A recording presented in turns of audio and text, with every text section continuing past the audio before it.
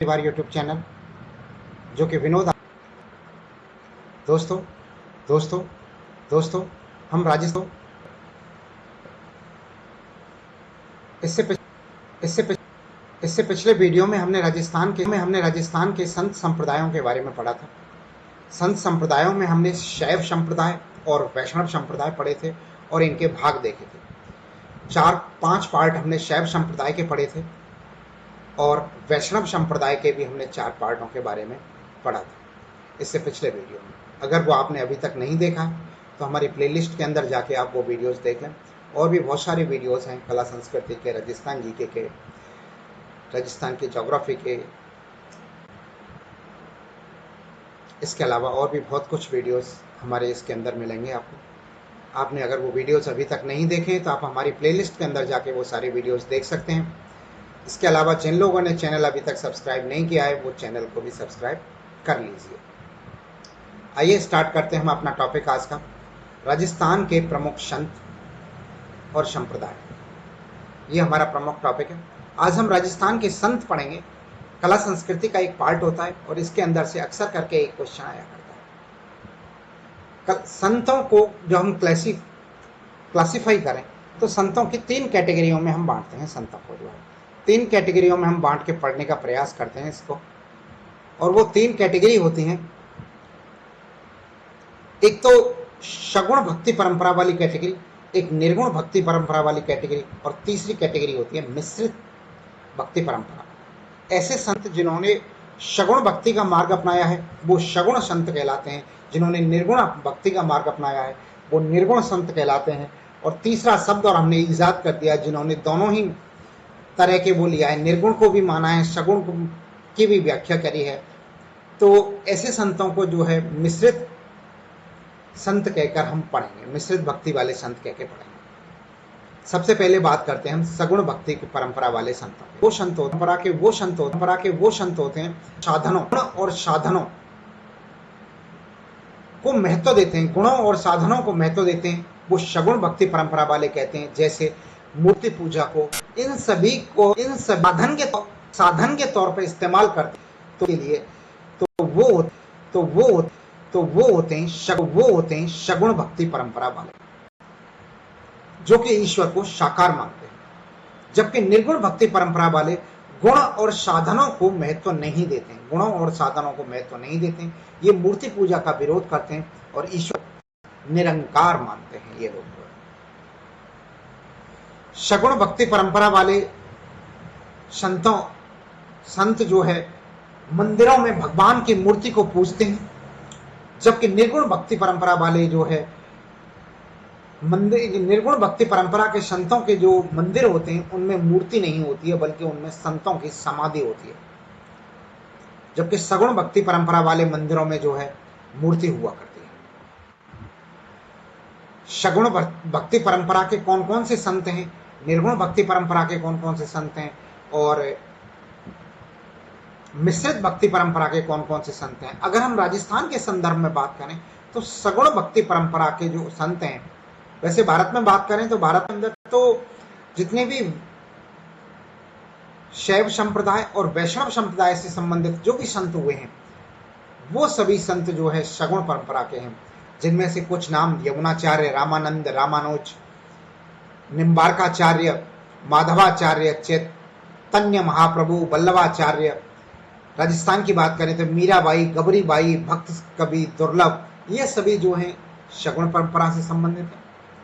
निर्गुण परंपरा से संबंधित जम्बो जी, जसनाथ जी, दादू दयाल जी, सुंदर दास जी, रज्जन दास जी, लाल दास जी, कबीर जी, सेना जी, सदना जी, रैदास जी, धन्ना जी, पीपा जी, ये सभी संत जो हैं, हरिराम जी, ये सभी संत जो हैं निर्गुण भक्ति परंपरा के हुए।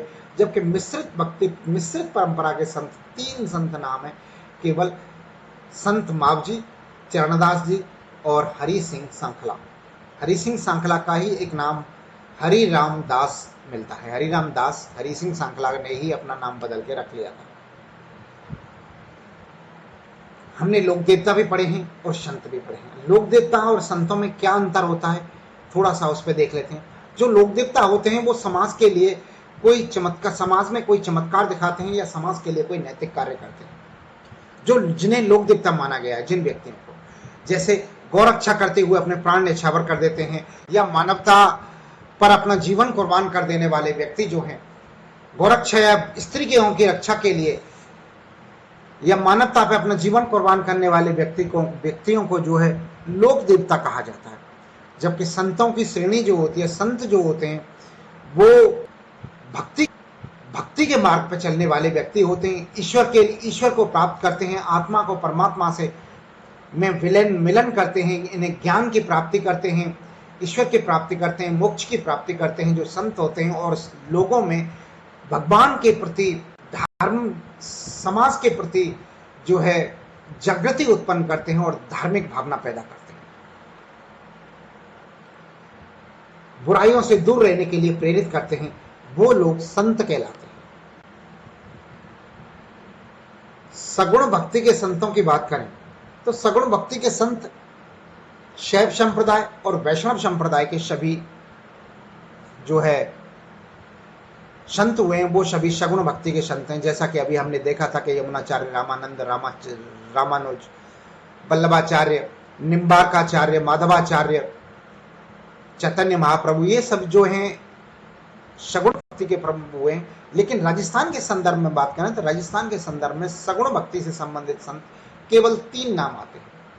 3 नाम कौन कौन से हैं? पहला नाम और सबसे प्रमुख नाम आता है मीराबाई का, दूसरा गबरीबाई और तीसरा भक्त कबीर दुर्लभ। 3 नाम आते हैं जो कि सगुण भक्ति से संबंधित हैं। मीराबाई की बात करते हैं हम। सबसे पहले टॉपिक लेते हैं मीराबाई, और मीराबाई के बारे में हम देखते हैं। मीराबाई को राजस्थान की राधा भी कहते हैं। मीराबाई के द्वारा मीरा दासी संप्रदाय या दासी पंथ की स्थापना की गई थी मीराबाई के द्वारा, और राजस्थान की राधा कहलाती है। मीराबाई का जन्म की बात करें तो मीराबाई का जो जन्म है वो जन्म 1498 ईस्वी में हुआ था।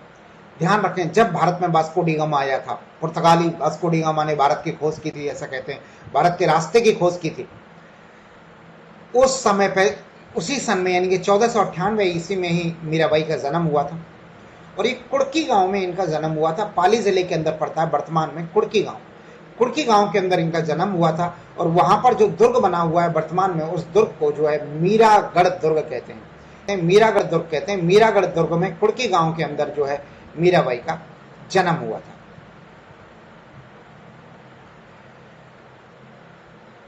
इनके बचपन के नाम की बात करें तो मीराबाई के बचपन का नाम जो है कसबूबाई था।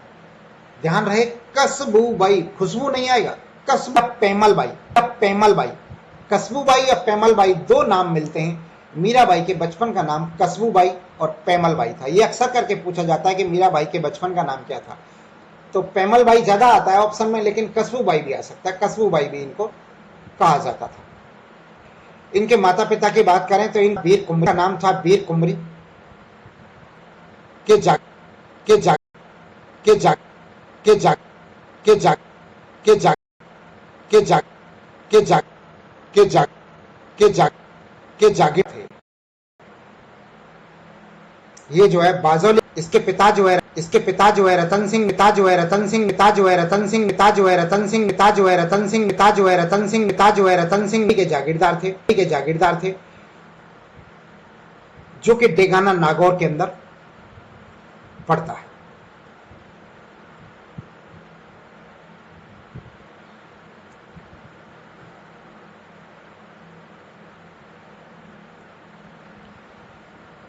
इसके बाद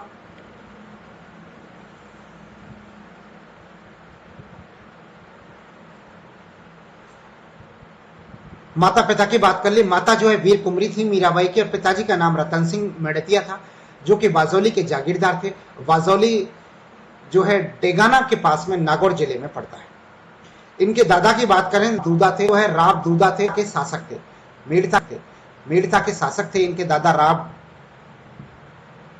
दूदा जो है।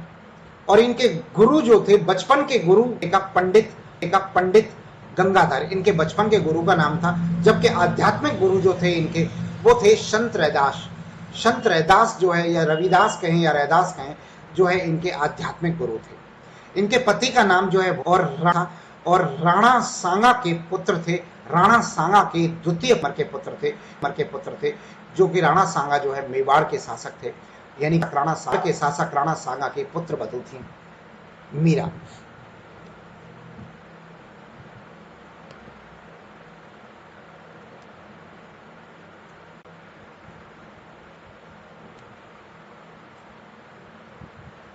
चित्तौड़गढ़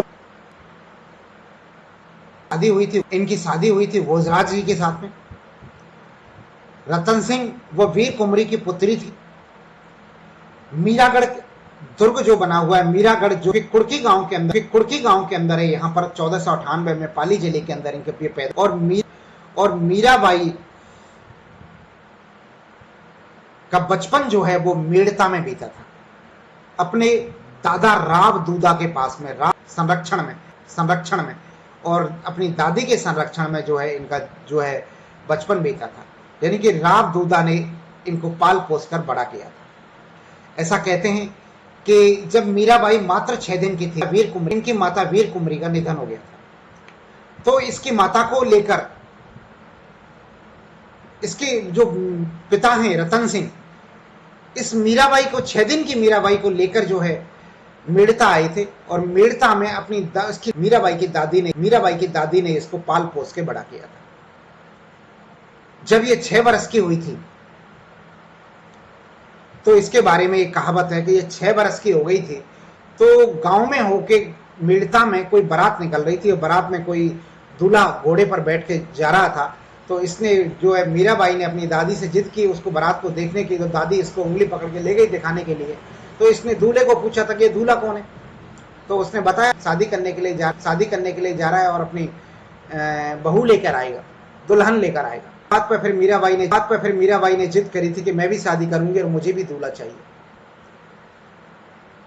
तो जब इसने बहुत जिद, 6 वर्ष की उम्र थी, बहुत छोटी बच्ची थी, समझते नहीं, अब तक बच्चे समझते नहीं है उस उम्र में जो है दादी इसकी पास के ही मंदिर में ले गई थी, जो कि कृष्ण के मंदिर में ले जाके कृष्ण की उंगली पकड़ा दी थी मीराबाई को, और कहा था ये तेरे पति हैं।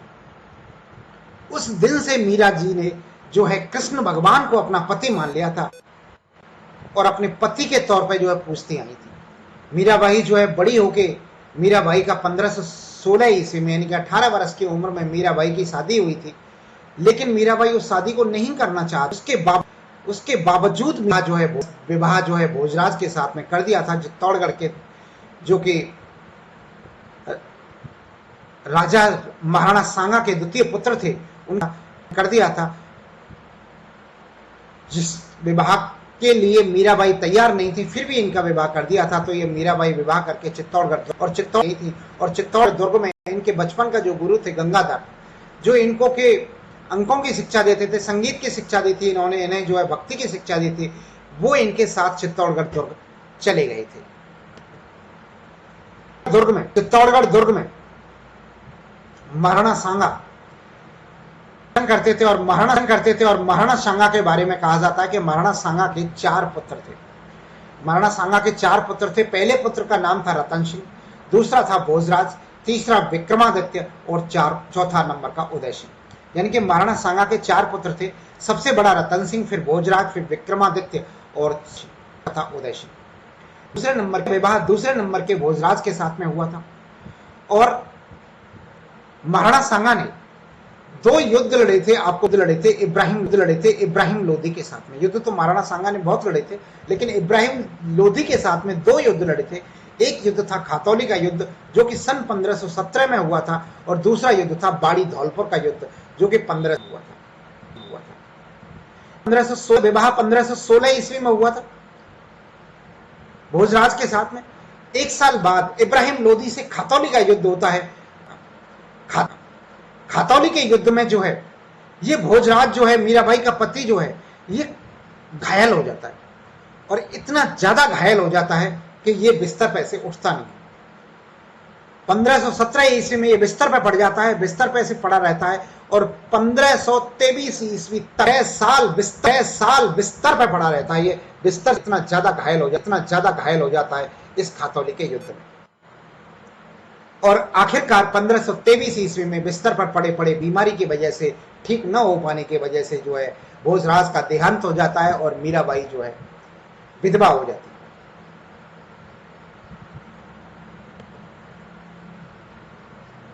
अब जो है 1523 ईस्वी में जब मीराबाई का देहांत हो जाता है तो चित्तौड़गढ़ दुर्ग के अंदर राणा सांगा के द्वारा जो है एक मंदिर बनाया जाता है, उसका नाम रखा जाता है कृष्ण मंदिर। इसको हम मीराबाई मंदिर के नाम से भी जानते हैं। चित्तौड़गढ़ दुर्ग के अंदर कृष्ण का एक मंदिर बनवाया जाता है, जिसका निर्माण जो है उसके ससुर महाराणा सांगा के द्वारा करवाया गया था। और मीराबाई जो है इसी मंदिर में बैठकर जो है भगवान कृष्ण की भक्ति किया करती थी। इसी मंदिर में बैठ के भगवान कृष्ण की भक्ति करती थी मीराबाई। इसके कुछ समय बाद में खानवा का युद्ध होता है बाबर के साथ में। महाराणा सांगा और बाबर के बीच में जो है खानवा का युद्ध होता है, जिसमें जो है महाराणा सांगा की पराजय होती है। खानवा जो है भरतपुर के अंदर आता है। भरतपुर के खानवा के मैदान में जो है महाराणा सांगा का और बाबर का युद्ध होता है, जिसमें इस युद्ध में सहायता के लिए जो है मेड़ता के शासक जो है राव रतन सिंह, यानी कि मीराबाई के पिता, महाराणा के लिए सहायता के लिए राव रतन सिंह आए थे खानवा के युद्ध में। पिता आए थे अपने समधी राणा सांगा की सहायता करने के लिए। और में जो है इस युद्ध में जो है मेड़ता के शासक राव के पिता रतन सिंह मेड़तिया जो है वीर गति को प्राप्त हो गए थे, यानी कि मीराबाई के पिताजी भी खत्म हो गए थे। सन 1527 में खानवा के युद्ध में मीराबाई के पिता वीर गति को प्राप्त हो गए थे। इनकी माता बचपन में ही प्राप्त हो गई थी। पति 1523 ईस्वी में देहांत हो गया था। अब केवल ससुर बचे थे। और 1528 ईस्वी में 30 जनवरी 1528 ईस्वी में जो है महाराणा सांगा का भी देहांत जो है, इनको भी जो है विष पिला दिया गया था। विष पिलाने की वजह से दौसा के आसपास कहीं इनका देहांत हो गया था।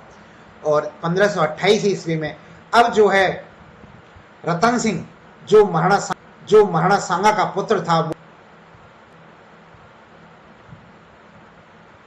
यहां का राजा बन गया था। और उसने विक्रमादित्य तीसरे नंबर का था विक्रमादित्य। इन्होंने जो अत्याचार भाई पे काफी अत्याचार मीराबाई पे काफी अत्याचार किए थे। भक्ति से छुड़ाने का काफी ऐसा कहता था। और ऐसा कहते हैं कि इन्होंने विष का प्याला भी जो है विक्रमादित्य के द्वारा जो है मीराबाई को विष भरा हुआ एक कटोरा भी पिलाया था। और मीराबाई उसको भी भगवान कृष्ण की भक्ति में इतनी प्रेम मगन रहती थी और वो उन्हें भगवान कृष्ण का प्रसाद समझ के वो पी गई थी। उसको जहर को भी पी गई थी। जहर पीने के बावजूद उनका कुछ नहीं बिगड़ा था, मीराबाई बच गई थी। चित्तौड़गढ़ दुर्ग में जो है रविदास जो है जिन्हें रविदास भी कहा जाता है, आध्यात्मिक मीराबाई के आध्यात्मिक गुरु थे। इनको मीराबाई के बुलाने पर ये जो है चित्तौड़गढ़ दुर्ग आ गए थे। और ये चित्तौड़गढ़ दुर्ग में मीराबाई के आध्यात्मिक गुरु बन के रहे थे। वर्तमान में जो है संत रविदास की छतरी भी चित्तौड़गढ़ दुर्ग के अंदर बनी हुई है। जब रतन सिंह और के द्वारा मीराबाई पर ज्यादा अत्याचार किए, मीराबाई उस समय गोस्वामी तुलसीदास जिन्होंने रामचरितमानस की रचना करी थी, वो तुलसीदास और तानसेन जिन्हें संगीत सम्राट कहा जाता है, तानसेन जो अकबर के 9 रत्नों में से एक थे, इनके भी संपर्क में थी। और इनको इन्होंने अपनी व्यथा बताई और इनसे सलाह ली। तो कहते हैं कि गोस्वामी की सलाह पर गोस्वामी तो इन्होंने मीराबाई ने जो है चित्तौड़गढ़ दुर्ग का त्याग कर चित्तौड़गढ़ वृंदावन आ गई थी। और वृंदावन में आके जो है ये या जीव गोस्वामी और वल्लभाचार्य से मिली थी। ये वल्लभाचार्य वही हैं वल्लभ संप्रदाय की स्थापना करी थी। वो वल्लभाचार्य जो कि वैष्णव संप्रदाय के अंतर्गत वल्लभाचार्य संप्रदाय की स्थापना करी थी, उन वल्लभाचार्य से मिली थी। और ये जो है यहाँ पे वृंदावन में आके कृष्ण भक्ति के अंदर जो है कृष्ण भक्ति में अपना समय गुजारने लगी थी। कालांतर में जो है ये वृंदावन को छोड़ के गुजरात चली गई थी, और गुजरात के अंदर रणछोड़ मंदिर है, रणछोड़ दास का मंदिर है, रणछोड़ राय का, वहां पर रहने लगी थी द्वारिका के अंदर। द्वारिका नाम के गुजरात में द्वारिका छोड़ राय में रणछोड़ राय के मंदिर के अंदर जो है मीराबाई ने अपना जीवन का अंतिम समय गुजारा था। और कहते हैं कि 1548 वर्ष की उम्र में जो है मीराबाई ने जो है भगवान कृष्ण की मूर्ति में जो है समा गई थी, भगवान कृष्ण की मूर्ति में ही विलय हो गई थी, समा गई थी मीराबाई। ऐसा कहा जाता है मीराबाई के बारे में। मीराबाई का लालन पालन जो है मेड़ता में हुआ था, किया था। ये अभी हम पढ़ी चुके हैं। राम दूधा के सानिध्य में हुआ था। इनका विवाह जो है 1516 ईस्वी में भोजराज जी के साथ। बचपन में जो है पंडित गंगाधर जो बचपन के इनके गुरु थे, और मीराबाई को संगीत तथा नृत्य तथा अक्षरों की शिक्षा जो है इनके गुरु पंडित गंगाधर ने दी थी। पंडित गंगाधर मीराबाई के विवाह के बाद में जो है चित्तौड़गढ़ चले गए थे, और चित्तौड़गढ़ के शासक राणा सांगा ने जो है पंडित गंगाधर को वो दो जागीर थी, मंडल की जागीर और पुर की जागीर। ये दो जागीर जो है पंडित गंगाधर को दीना के द्वारा, राणा सांगा के द्वारा, और दोनों ही वर्तमान के भीलवाड़ा जिले मंडल की जागीर और पुर की जागीर जो है गंगाधर को दे दी थी, जो कि मीराबाई के बचपन के गुरु थे। मीराबाई ने तुलसीदास जी की सलाह पर जो है चित्तौड़गढ़ दुर्ग का त्याग कर दिया था। मीराबाई की जो भक्ति थी वो भक्ति में माधुर्य दाम्पत्य भाव था, क्योंकि कृष्ण को वो अपना पति समझ के पूजती थी, तो दाम्पत्य भाव था मीराबाई की भक्ति में, और माधुर्य भाव था उसकी भक्ति के अंदर। जो मीराबाई का जो अंतिम समय बीता था वो रणछोड़ मंदिर के अंदर द्वारिका गुजरात में बीता था। और इन्होंने जो है दासी पंथ या मीरा दासी संप्रदाय की जो स्थापना करी थी मीराबाई के द्वारा, इन पंथों की जो है स्थापना की गई थी।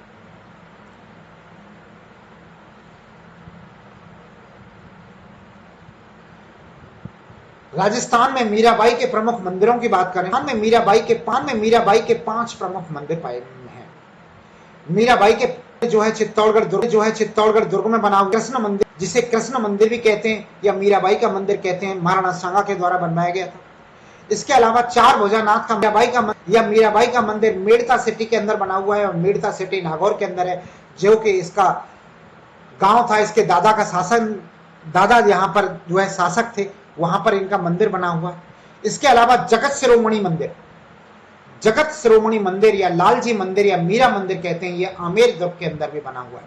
आमेर दुर्ग के अंदर जगत शिरोमणि मंदिर है, इसको मीरा मंदिर भी कहते हैं, जो कि आमेर दुर्ग के अंदर है। इसके अलावा एक हरिहर मंदिर है, जिसे मीरा मंदिर भी कहते हैं, और ये कैलाशपुरी उदयपुर के अंदर है हरिहर मंदिर, इसे भी मीराबाई का मंदिर कहते हैं, ये भी कैलाशपुरी के अंदर है।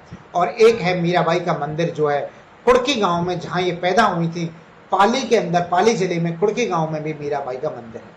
यानी कि मीराबाई के कुल मिला के 5 मंदिर हैं। नंबर 1 चित्तौड़गढ़ दुर्ग में, दूसरा मेड़ता सिटी में, तीसरा आमेर दुर्ग में, चौथा कैलाशपुरी उदयपुर के अंदर, और 5वां है कुड़की गांव पाली के अंदर जो है मीराबाई के मंदिर बने हुए।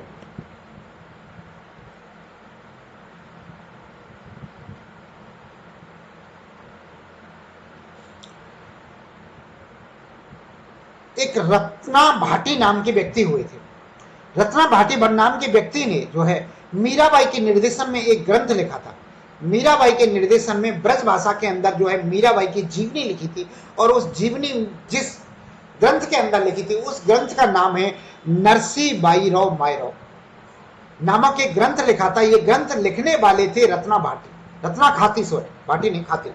रत्ना खाती नाम के व्यक्ति ने जो है मीराबाई के ऊपर मीराबाई की जीवनी लिखी थी, और मीराबाई की जीवनी जिस ग्रंथ में लिखी है उस ग्रंथ का नाम है नरसी बाईराव मायरो नामक ग्रंथ के अंदर लिखा था, भाषा के अंदर लिखा था रत्ना भाटी के द्वारा।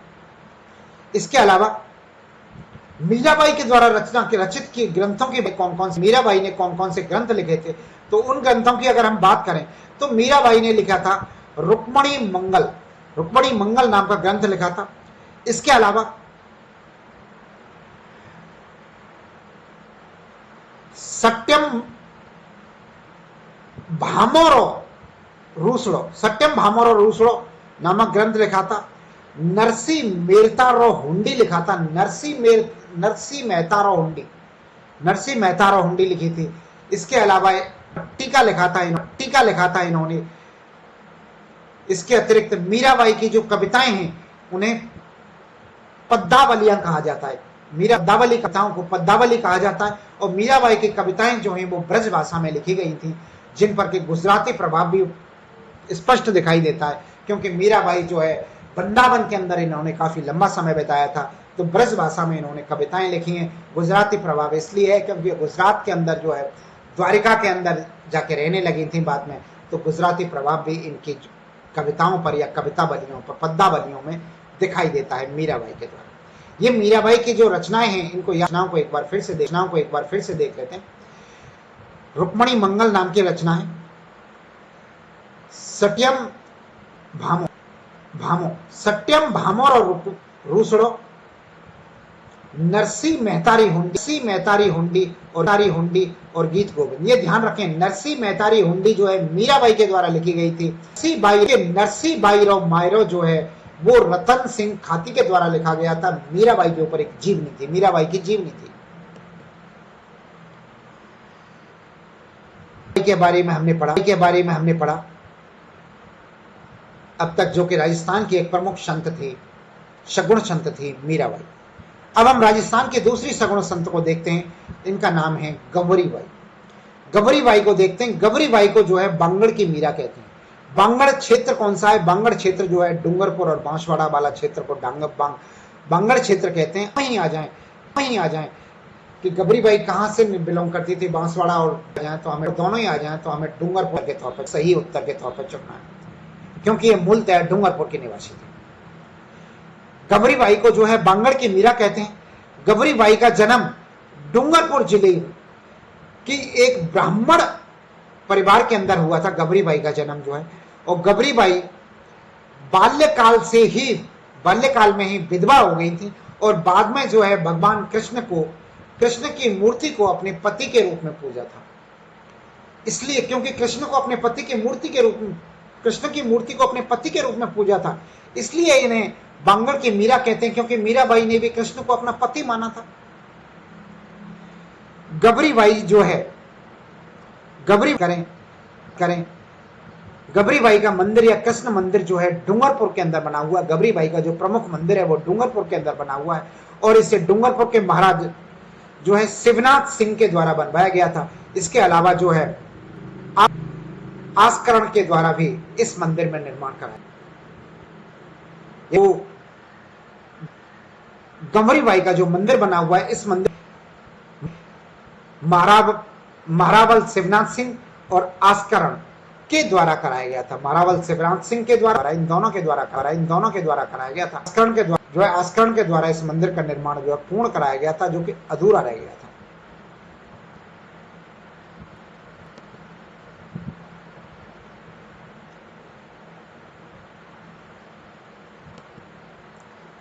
अगले संत की बात करते हैं हम, तो सगुण भक्ति के अंदर एक संत और बचते हैं, नाम है भक्त कवि दुर्लभ, जो राजस्थान के अंदर हुए हैं। राजस्थान के अंदर तीन ही सगुण भक्ति के संत हुए हैं। एक तो मीराबाई और गवरीबाई और भक्त कवि दुर्लभ। भक्त कवि दुर्लभ के बारे में कहा जाता है कि राजस्थान के जैसे नरसिंह भगत था, इन्हें राजस्थान के नरसिंह भगत के तौर पे कहा जाता है कि भक्त कवि दुर्लभ भी राजस्थान के नरसिंह हैं। नरसिंह भगत कवि दुर्लभ को कहा जाता है, राजस्थान के नरसिंह भक्त कवि दुर्लभ को। भक्त कवि दुर्लभ जो है बांगड़ क्षेत्र को अपना प्रमुख केंद्र बनाया था इन्होंने, और बांगड़ क्षेत्र के अंदर बांसवाड़ा और डूंगरपुर आता है जो है। इन्होंने मध्य रहकर अनेक आध्यात्मिक कार्य किए थे। भीलों के मध्य रहते हुए जो है इन्होंने आध्यात्मिक कार्यों को तो थे प्रमुख स्थान के थे प्रमुख सगुण भक्ति से संबंधित संत। आगे हम बात करते हैं संबंधित संत, भक्ति से संबंधित संतों के, और मिश्रित भक्ति से संबंधित जो भी संत हैं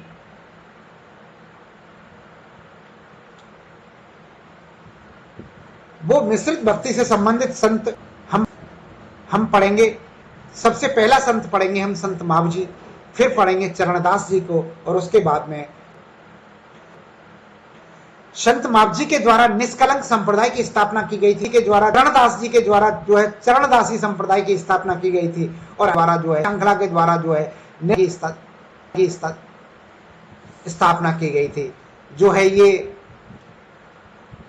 ऐसे संत हैं जिन्होंने सगुण भक्ति का मार्ग और निर्गुण भक्ति का मार्ग दोनों ही प्रकार के मार्ग अपनाए थे, इसलिए इन्हें हम मिश्रित भक्ति परंपरा के संतों का हमने नाम दिया है, माना है हमने।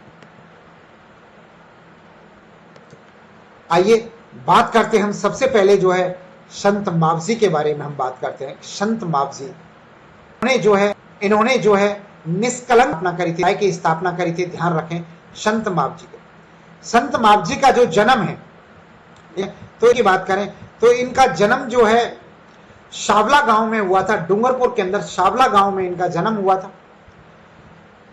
संत मावजी को भगवान कृष्ण का निष्कलंक संत माना जाता है। संत मावजी को जो है भगवान कृष्ण का निष्कलंक अवतार माना जाता है, इसलिए इन्होंने इन जो संप्रदाय की स्थापना करी थी उस संप्रदाय का नाम भी पड़ा था, क्योंकि इन्हें निष्कलंक कृष्ण, भगवान कृष्ण के निष्कलंक भाव का अवतार माना जाता है, भगवान कृष्ण का निष्कलंक अवतार माना जाता है। इस कारण से इन्होंने जिस संप्रदाय उसका नाम भी निष्कलंक ही पड़ा था। संत मावजी को बांगड़ का धनी कहा जाता है। संत मावजी के जो उपदेश हैं वो चौपड़ा नामक ग्रंथ के अंदर और संत मावजी ने भीलों में जो है लसाड़िया आंदोलन भी चलाया था। भीलों में सुधार के लिए एक आंदोलन चलाया था, उनका नाम था लसाड़िया आंदोलन। लसाड़िया आंदोलन जो है संत मावजी के द्वारा ही चलाया गया था। संत मावजी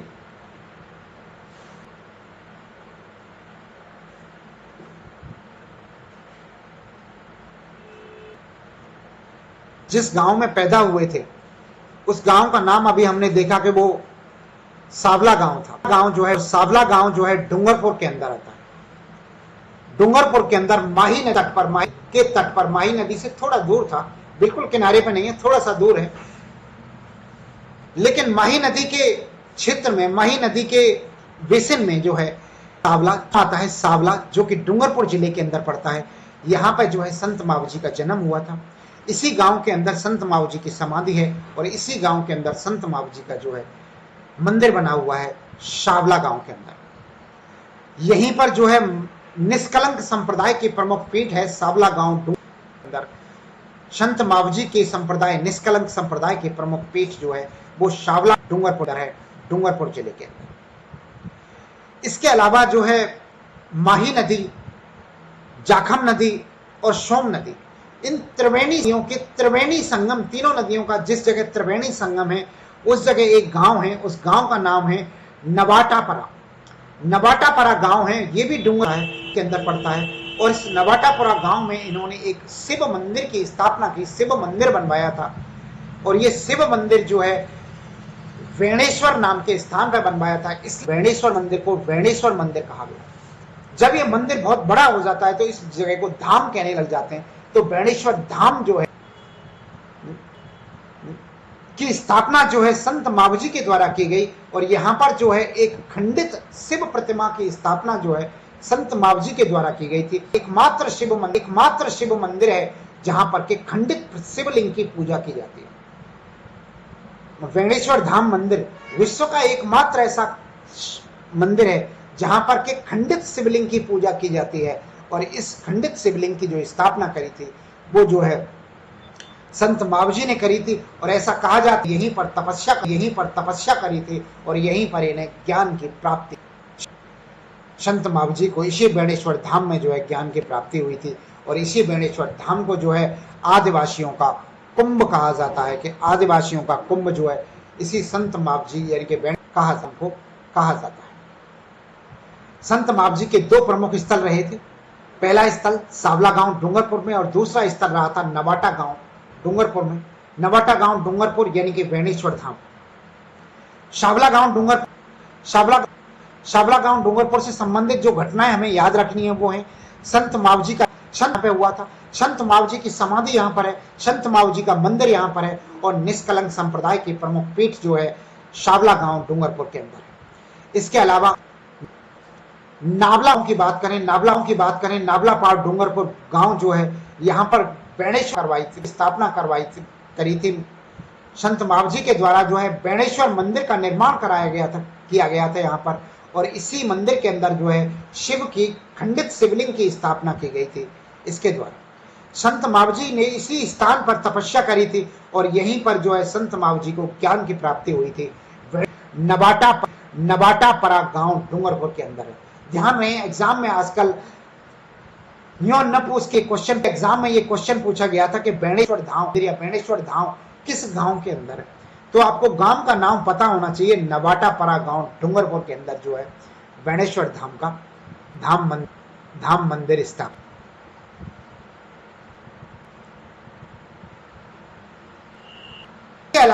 इसके अलावा हम दूसरे संत की बात करते हैं, मावजी की बात करते हैं, अगले संत की बात करते हैं। ये संत हैं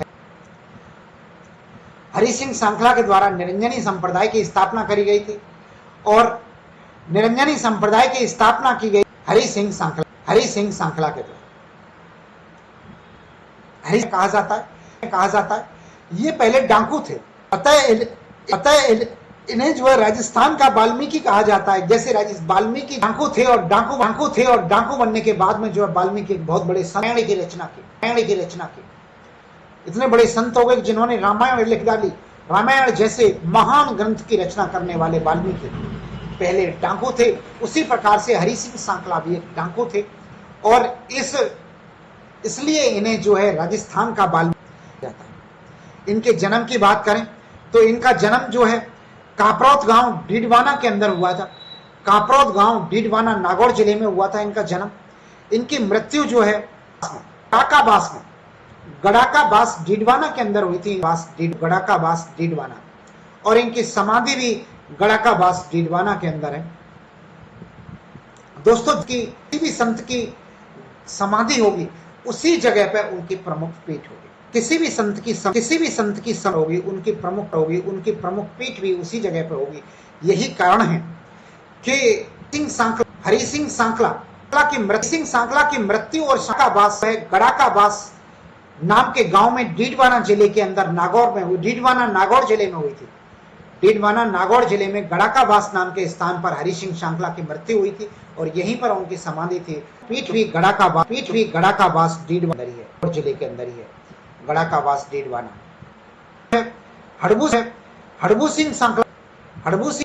हड़बू सिंह सांखला से प्रेरित होकर ये जो है सन्यासी बन गए थे तथा अपना नाम हरि रामदास रख लिया था। नाम बदल के जो है हरिराम दास रख लिया था। हरिराम दास के बारे में पूछा जाए तो हरिराम सांखला और हरिराम दास एक ही व्यक्ति हैं, एक ही व्यक्ति के दो नाम हैं, हरिराम दास और हरि सिंह सांखला। इनके उपदेश जो हैं हरि पुरुष जी री वाणी नाम के ग्रंथ में संकलित। इनके उपदेश हरि सिंह सांखला जी के जो उपदेश हैं हरि पुरुष जी री वाणी जो है इनके ग्रंथ में जो है इनके उपदेश संकलित है। इसमें चरणदास जी, अगले चरणदास जी वो हैं चरणदास जी। चरणदास जी ने चरणदास संप्रदाय की स्थापना करी थी चरणदास जी। चरणदास जी के बारे में कहा जाता है, इनका जन्म जो है ढेरा गांव के अंदर हुआ था, अलवर जिले में ढेरा गांव के अंदर जन्म हुआ था। और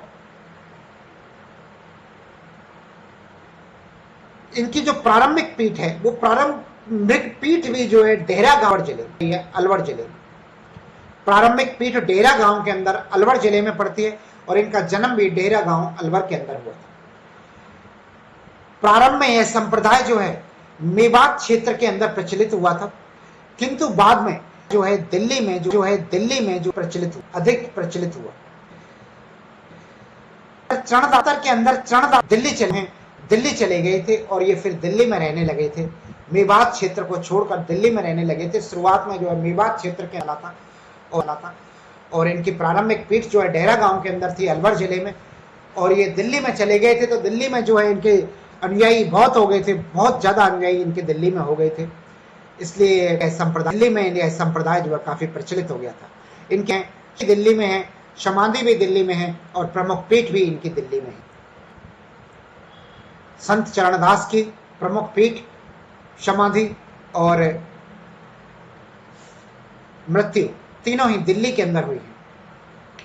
इस संप्रदाय में 42 नियमों का उल्लेख मिलता है, 42 नियमों का उल्लेख मिलता है। इस संप्रदाय को फॉलो करने वाले व्यक्तियों को जो है 42 नियमों का अनुसरण करना पड़ता है।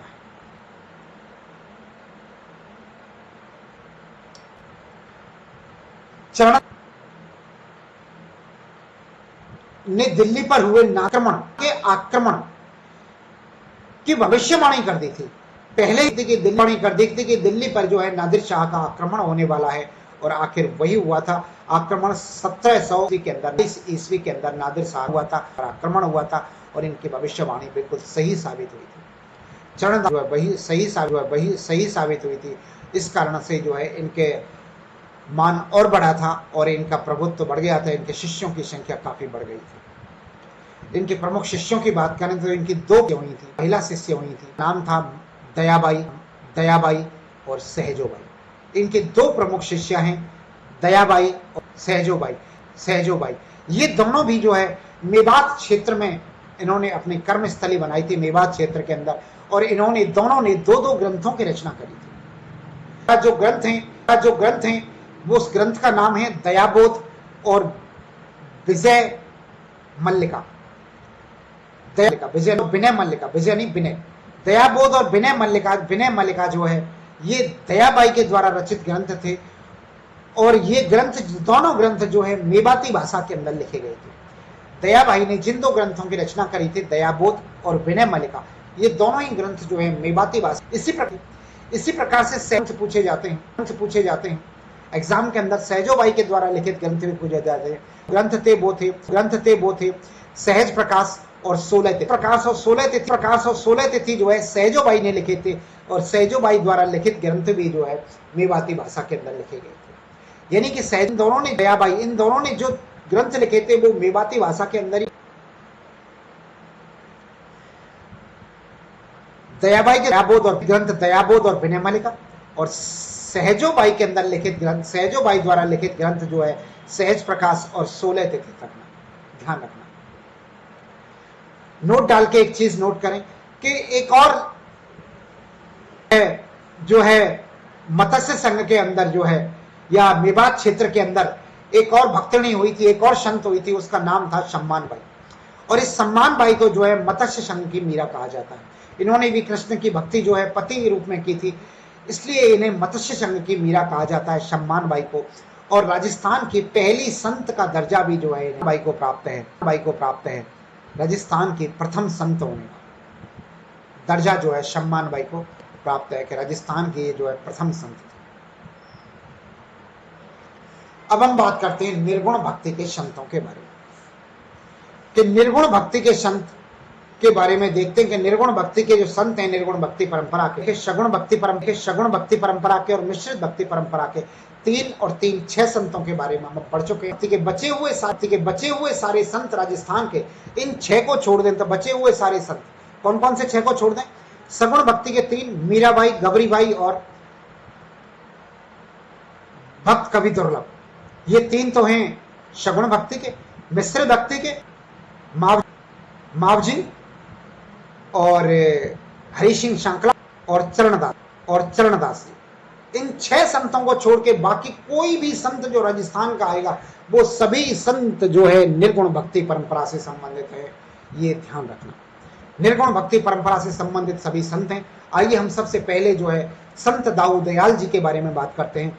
एक दाऊ दयाल हैं, संत दाऊ दयाल, इसके बारे में जो है एग्जाम्स में काफी क्वेश्चन जो है पूछे जाते हैं संत दाऊ दयाल जी के बारे में। दयाल का संत दाऊ दयाल की बात करें तो दादू पंथ की इन्होंने स्थापना करी थी। दादू पंथ को ही ब्रह्म पंथ भी कहा जाता है, ध्यान रहे, ब्रह्म पंथ एग्जाम में पूछा जाता है।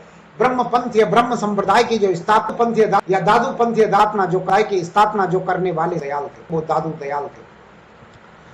दादू दयाल जी को राजस्थान का कबीर भी कहा जाता है। दादू दयाल का उपनाम है राजस्थान का कबीर कहा जाता है। क्वेश्चन पूछा जाएगा कि राजस्थान का कबीर कौन से संत को कहा जाता है, तो दादू दयाल को कहा जाता है।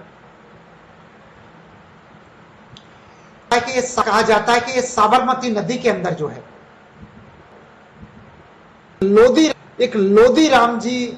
लोधी राम को जो है ये तैरते हुए साबरमती नदी के अंदर, जैसे कबीर नदी के अंदर तैरते हुए मिले थे, उसी प्रकार से जो है संत दादू दयाल जो है ये भी साबरमती नदी के अंदर तैरते हुए मिले थे।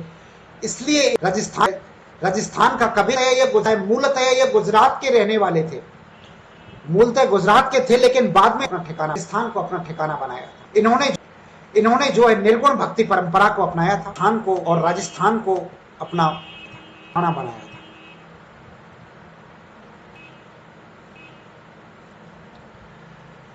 साबरमती नदी में लोग थे को ये मिले थे संत दादू दयाल जी।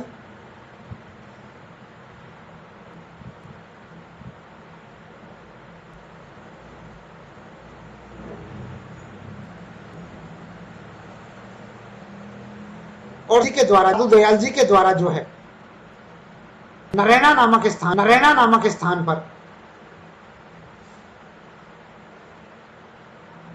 दादू पंथ की स्थापना करी थी। दादू पंथ की स्थापना करी नामक स्थान पर जो है इन्होंने जो है दादू पंथ की स्थापना। इसके अलावा जो है आमेर के 2 शासक हुए हैं। शासक थे भगवंत दास जिन्हें कहा भगवान दास जिन्हें कहा जाता है भगवंत दास, और दूसरे उनके पुत्र मिर्जा राजा मान सिंह। इन दोनों के समय पर जो है दोनों के शासन काल में जो है ये दरबारी कवि थे, जो है इनके दोनों के गुरु रहे हैं भगवंत दास और मिर्जा राजा। 2 शासकों के काल में जो है ये आमेर के अंदर रहे, यानी कि 2 शासकों का काल इन्होंने देखा है।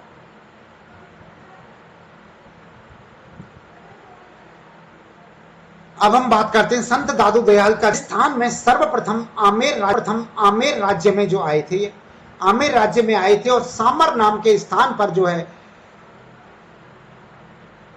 राजा भगवंत दास ने जो है या भगवान दास के द्वारा जो आके इसके काल में जो आके रहे थे, ये राजा भगवंत दास से पहले जो है आमेर राज्य के अंदर आए थे। उस समय आमेर राज्य था और सामर नाम का स्थान आमेर राज्य के अंदर आता था, और सामर में संत दादू दयाल ने आके अपनी धुनी रमाई थी।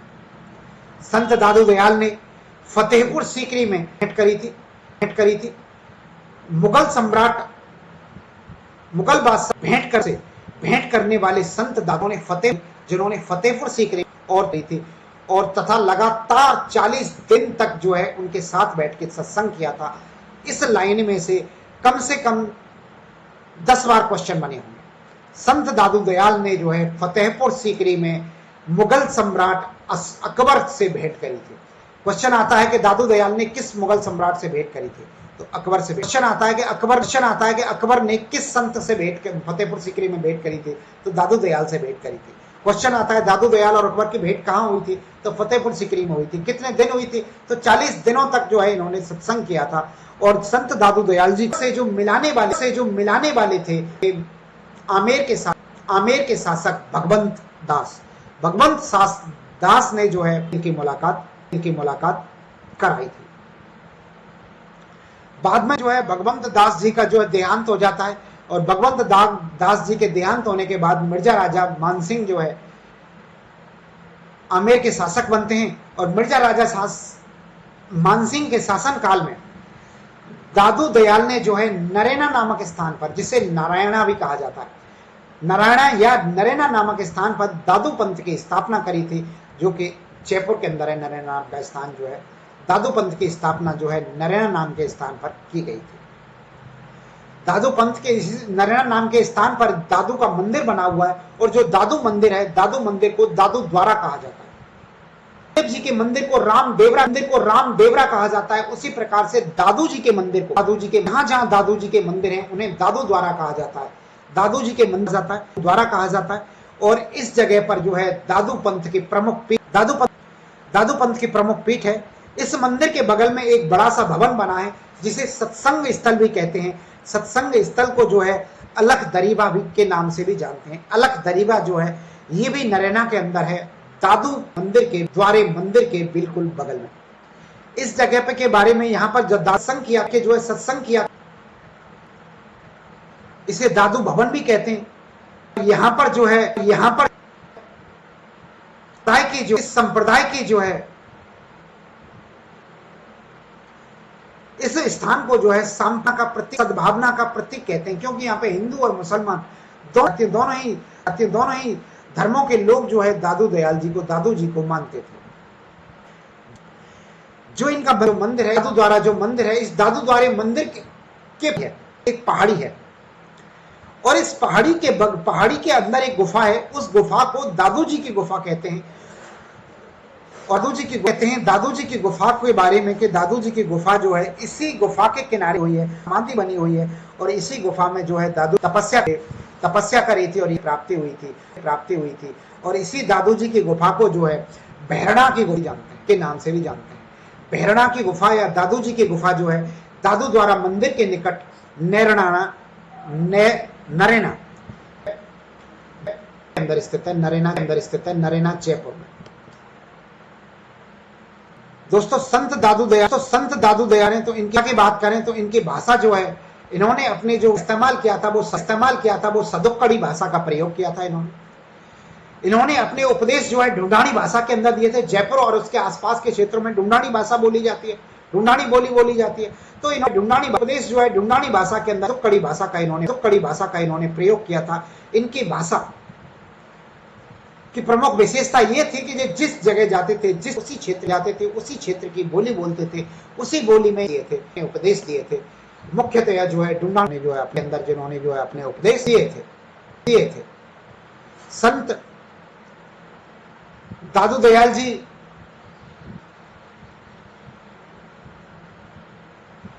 के 152 शिष्य हुए थे। संत दादू दयाल जी के कुल मिलाकर 152 शिष्य हुए थे, जिनमें से 52 शिष्य जो है विरक्त हुए थे। 52 शिष्य विरक्त हुए थे। विरक्त का मतलब है अपने घर को त्याग कर, घर समाज को त्याग कर सन्यासी बिल्कुल विरक्त जीवन जीवा था, जिनके घर परिवार मोह माया सबको छोड़कर जो है विरक्त जीवन जीवने वाले इनके 52 सदस्य, कुल मिला के 152 सदस्य थे, जिनमें से 52 हो गए थे, सन्यासी बन गए थे। सन्यासी का 52 शिष्यों ने जो है, और ये 52 शिष्य जो है आगे चल के स्तंभ कहलाए। दादू दयाल जी के 52 विरक्त शिष्य जो है 52 स्तंभ कहलाए थे, कि दादू दयाल के 52 स्तंभ है ये 52 विरक्त शिष्य। इन 52 विरक्त शिष्यों में से बात करें तो दादू दयाल जी और प्रमुख 2-3 और प्रमुख शिष्य थे। इन 52 में सबसे ज्यादा जो प्रमुख थे वो थे रज्जन दास, सुंदरदास जी और बखना जी। ये जो है कुछ प्रमुख शिष्य थे संत दादू दयाल जी के बारे में।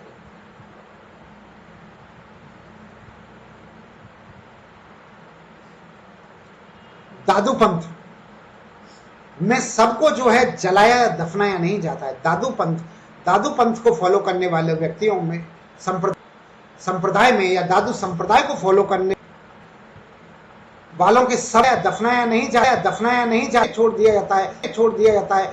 पशु और पक्षियों के लिए छोड़ दिया जाता है। पशु पक्षियों का भोजन बनाते हैं। वो कहते हैं कि हमारा शरीर मरने के बाद में कम से कम तौर पे तो काम आए। इसलिए जो है इनके शवों को जो है जलाया दफनाया नहीं जाता के लिए, पशु पक्षियों के लिए जो है खुले में छोड़ देते थे। दादू पंथ में विवाह ध्यान रहे दादू पंथ में विवाह नहीं किया जाता है, लेकिन हुआ था दादू जी ने अपना विवाह किया था, लेकिन दादू पंथियों का विवाह नहीं किया। दादू पंथी अपना विवाह नहीं करते। दादू दयाल जी के 2 पुत्र भी हुए थे। दादू जी ने अपना विवाह किया था और दादू जी के 2 पुत्रों का, और उन पुत्रों का नाम था, एक का नाम था गरीब दास और दूसरे का नाम था मिस्किन दास। गरीब दास और मिस्किन दास। गरीब दास भी फिर आगे चल के संत बने थे। दादू दयाल जी वर्गीकरण करें, पंथ आगे चल के जो है 5 भागों में विभक्त हो गया था।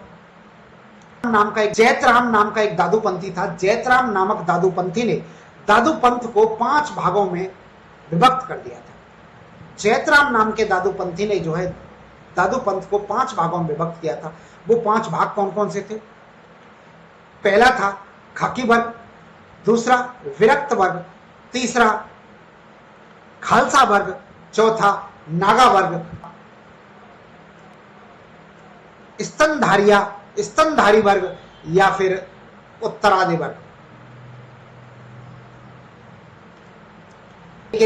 आइए एक एक करके इन सबके बारे में भी देख लेते हैं, ये कौन कौन से। तो दोस्तों ये संप्रदाय हुए हैं। सबसे पहले बात करें नागा वर्ग की। नागा वर्ग जो है यह सुंदर दास जी के द्वारा चलाया गया था। जो इनके प्रमुख शिष्य थे सुंदर दास जी, इन सुंदर दास नागा वर्ग जो है कालांतर में इस वर्ग के जो साधु हैं वो सभी सैनिक बन गए थे। इस वर्ग के सभी साधु जो है सैनिक बन गए थे कालांतर के अंदर। और इस वर्ग के जो नागा वर्ग का जो प्रवर्तक थे वो सुंदर दास जी थे। खालसा वर्ग की बात करें, खालसा वर्ग जो है ये गरीब दास जी के द्वारा चलाया गया था। गरीब दास जी के पुत्र थे गरीब दास, इनके द्वारा जो है खालसा वर्ग। तीसरा है खाकी वर्ग।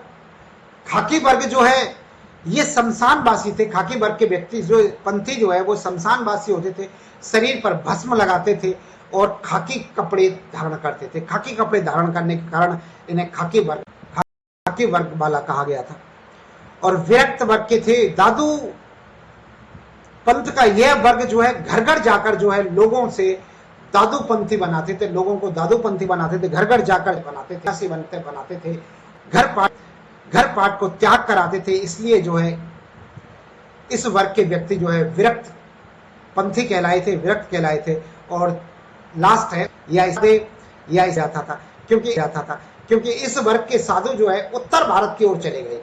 उत्तर अपना उपदेश दिए थे इन्होंने। इस वर्ग के जो है उत्तर की ओर चले गए थे, इसलिए इन्हें उत्तरादे कहते हैं। उत्तर दिशा में जाने वाले उत्तरादे या स्तनधारी जो है।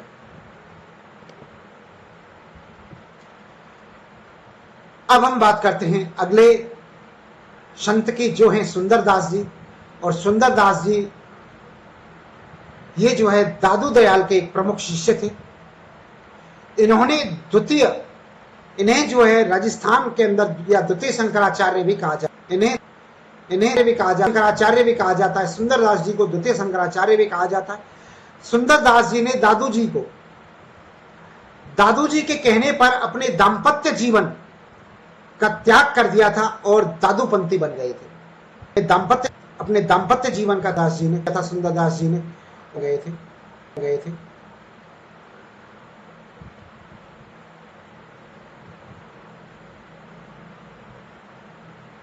इनकी माता का नाम सती था, इनके पिता का नाम परमानंद था। इनका जन्म जो है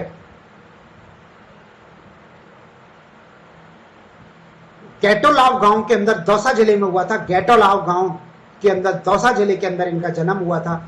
ये खंडेलवाल परिवार से थे, खंडेलवाल बनिया परिवार से थे।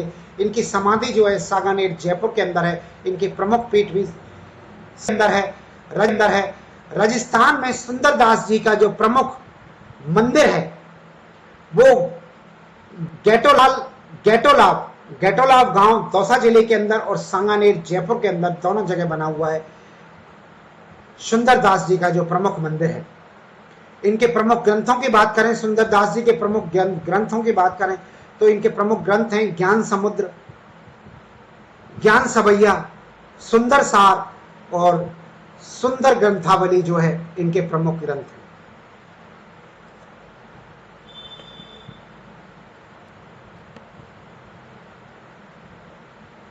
अगले संत की बात करते हैं। अगले संत हैं रजब दास जी। ये भी जो है दादू दयाल जी के प्रमुख संत थे। रजब दास जी भी दादू दयाल जी के प्रमुख संत थे। जो है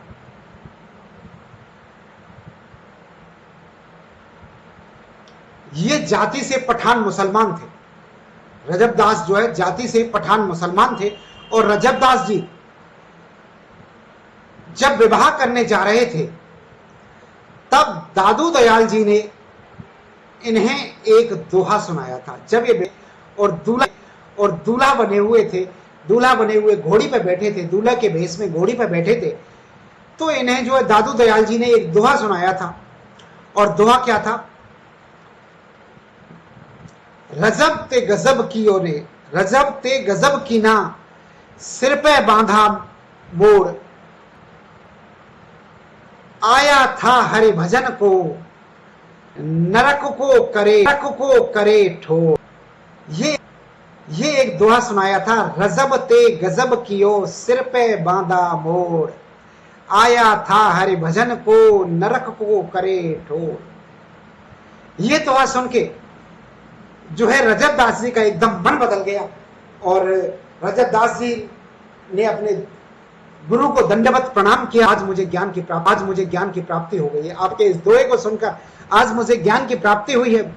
और ये दोहा सुन के उसने अपनी शादी का जो विचार है, रजब दास जी ने शादी का विचार और रजब दास जी के बारे में कहा जाता है कि जीवन भर उन्होंने दूल्हे के वेश में रहकर लोगों को उपदेश दिए थे।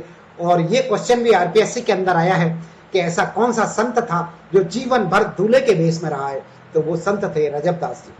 रजब दास जी दूल्हे के भर जो है दूल्हे के भेष में ही रहे थे। फिर उन्होंने दूल्हे का भेष कभी नहीं त्यागा था। दूल्हे के भेष में ही रहना लोगों को उपदेश दिया था। और इनकी समाधि और इनकी प्रमुख पीठ सांगानेर जयपुर के अंदर है।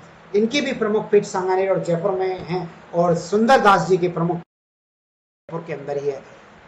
जो है प्रमुख पीठ जो है सांगानेर जयपुर में ही स्थित है। इसके बाद हम बात करते हैं बिश्नोई संप्रदाय की। अगला संप्रदाय बात करते हैं हम, अगले संत की बात करते हैं बिश्नोई संप्रदाय।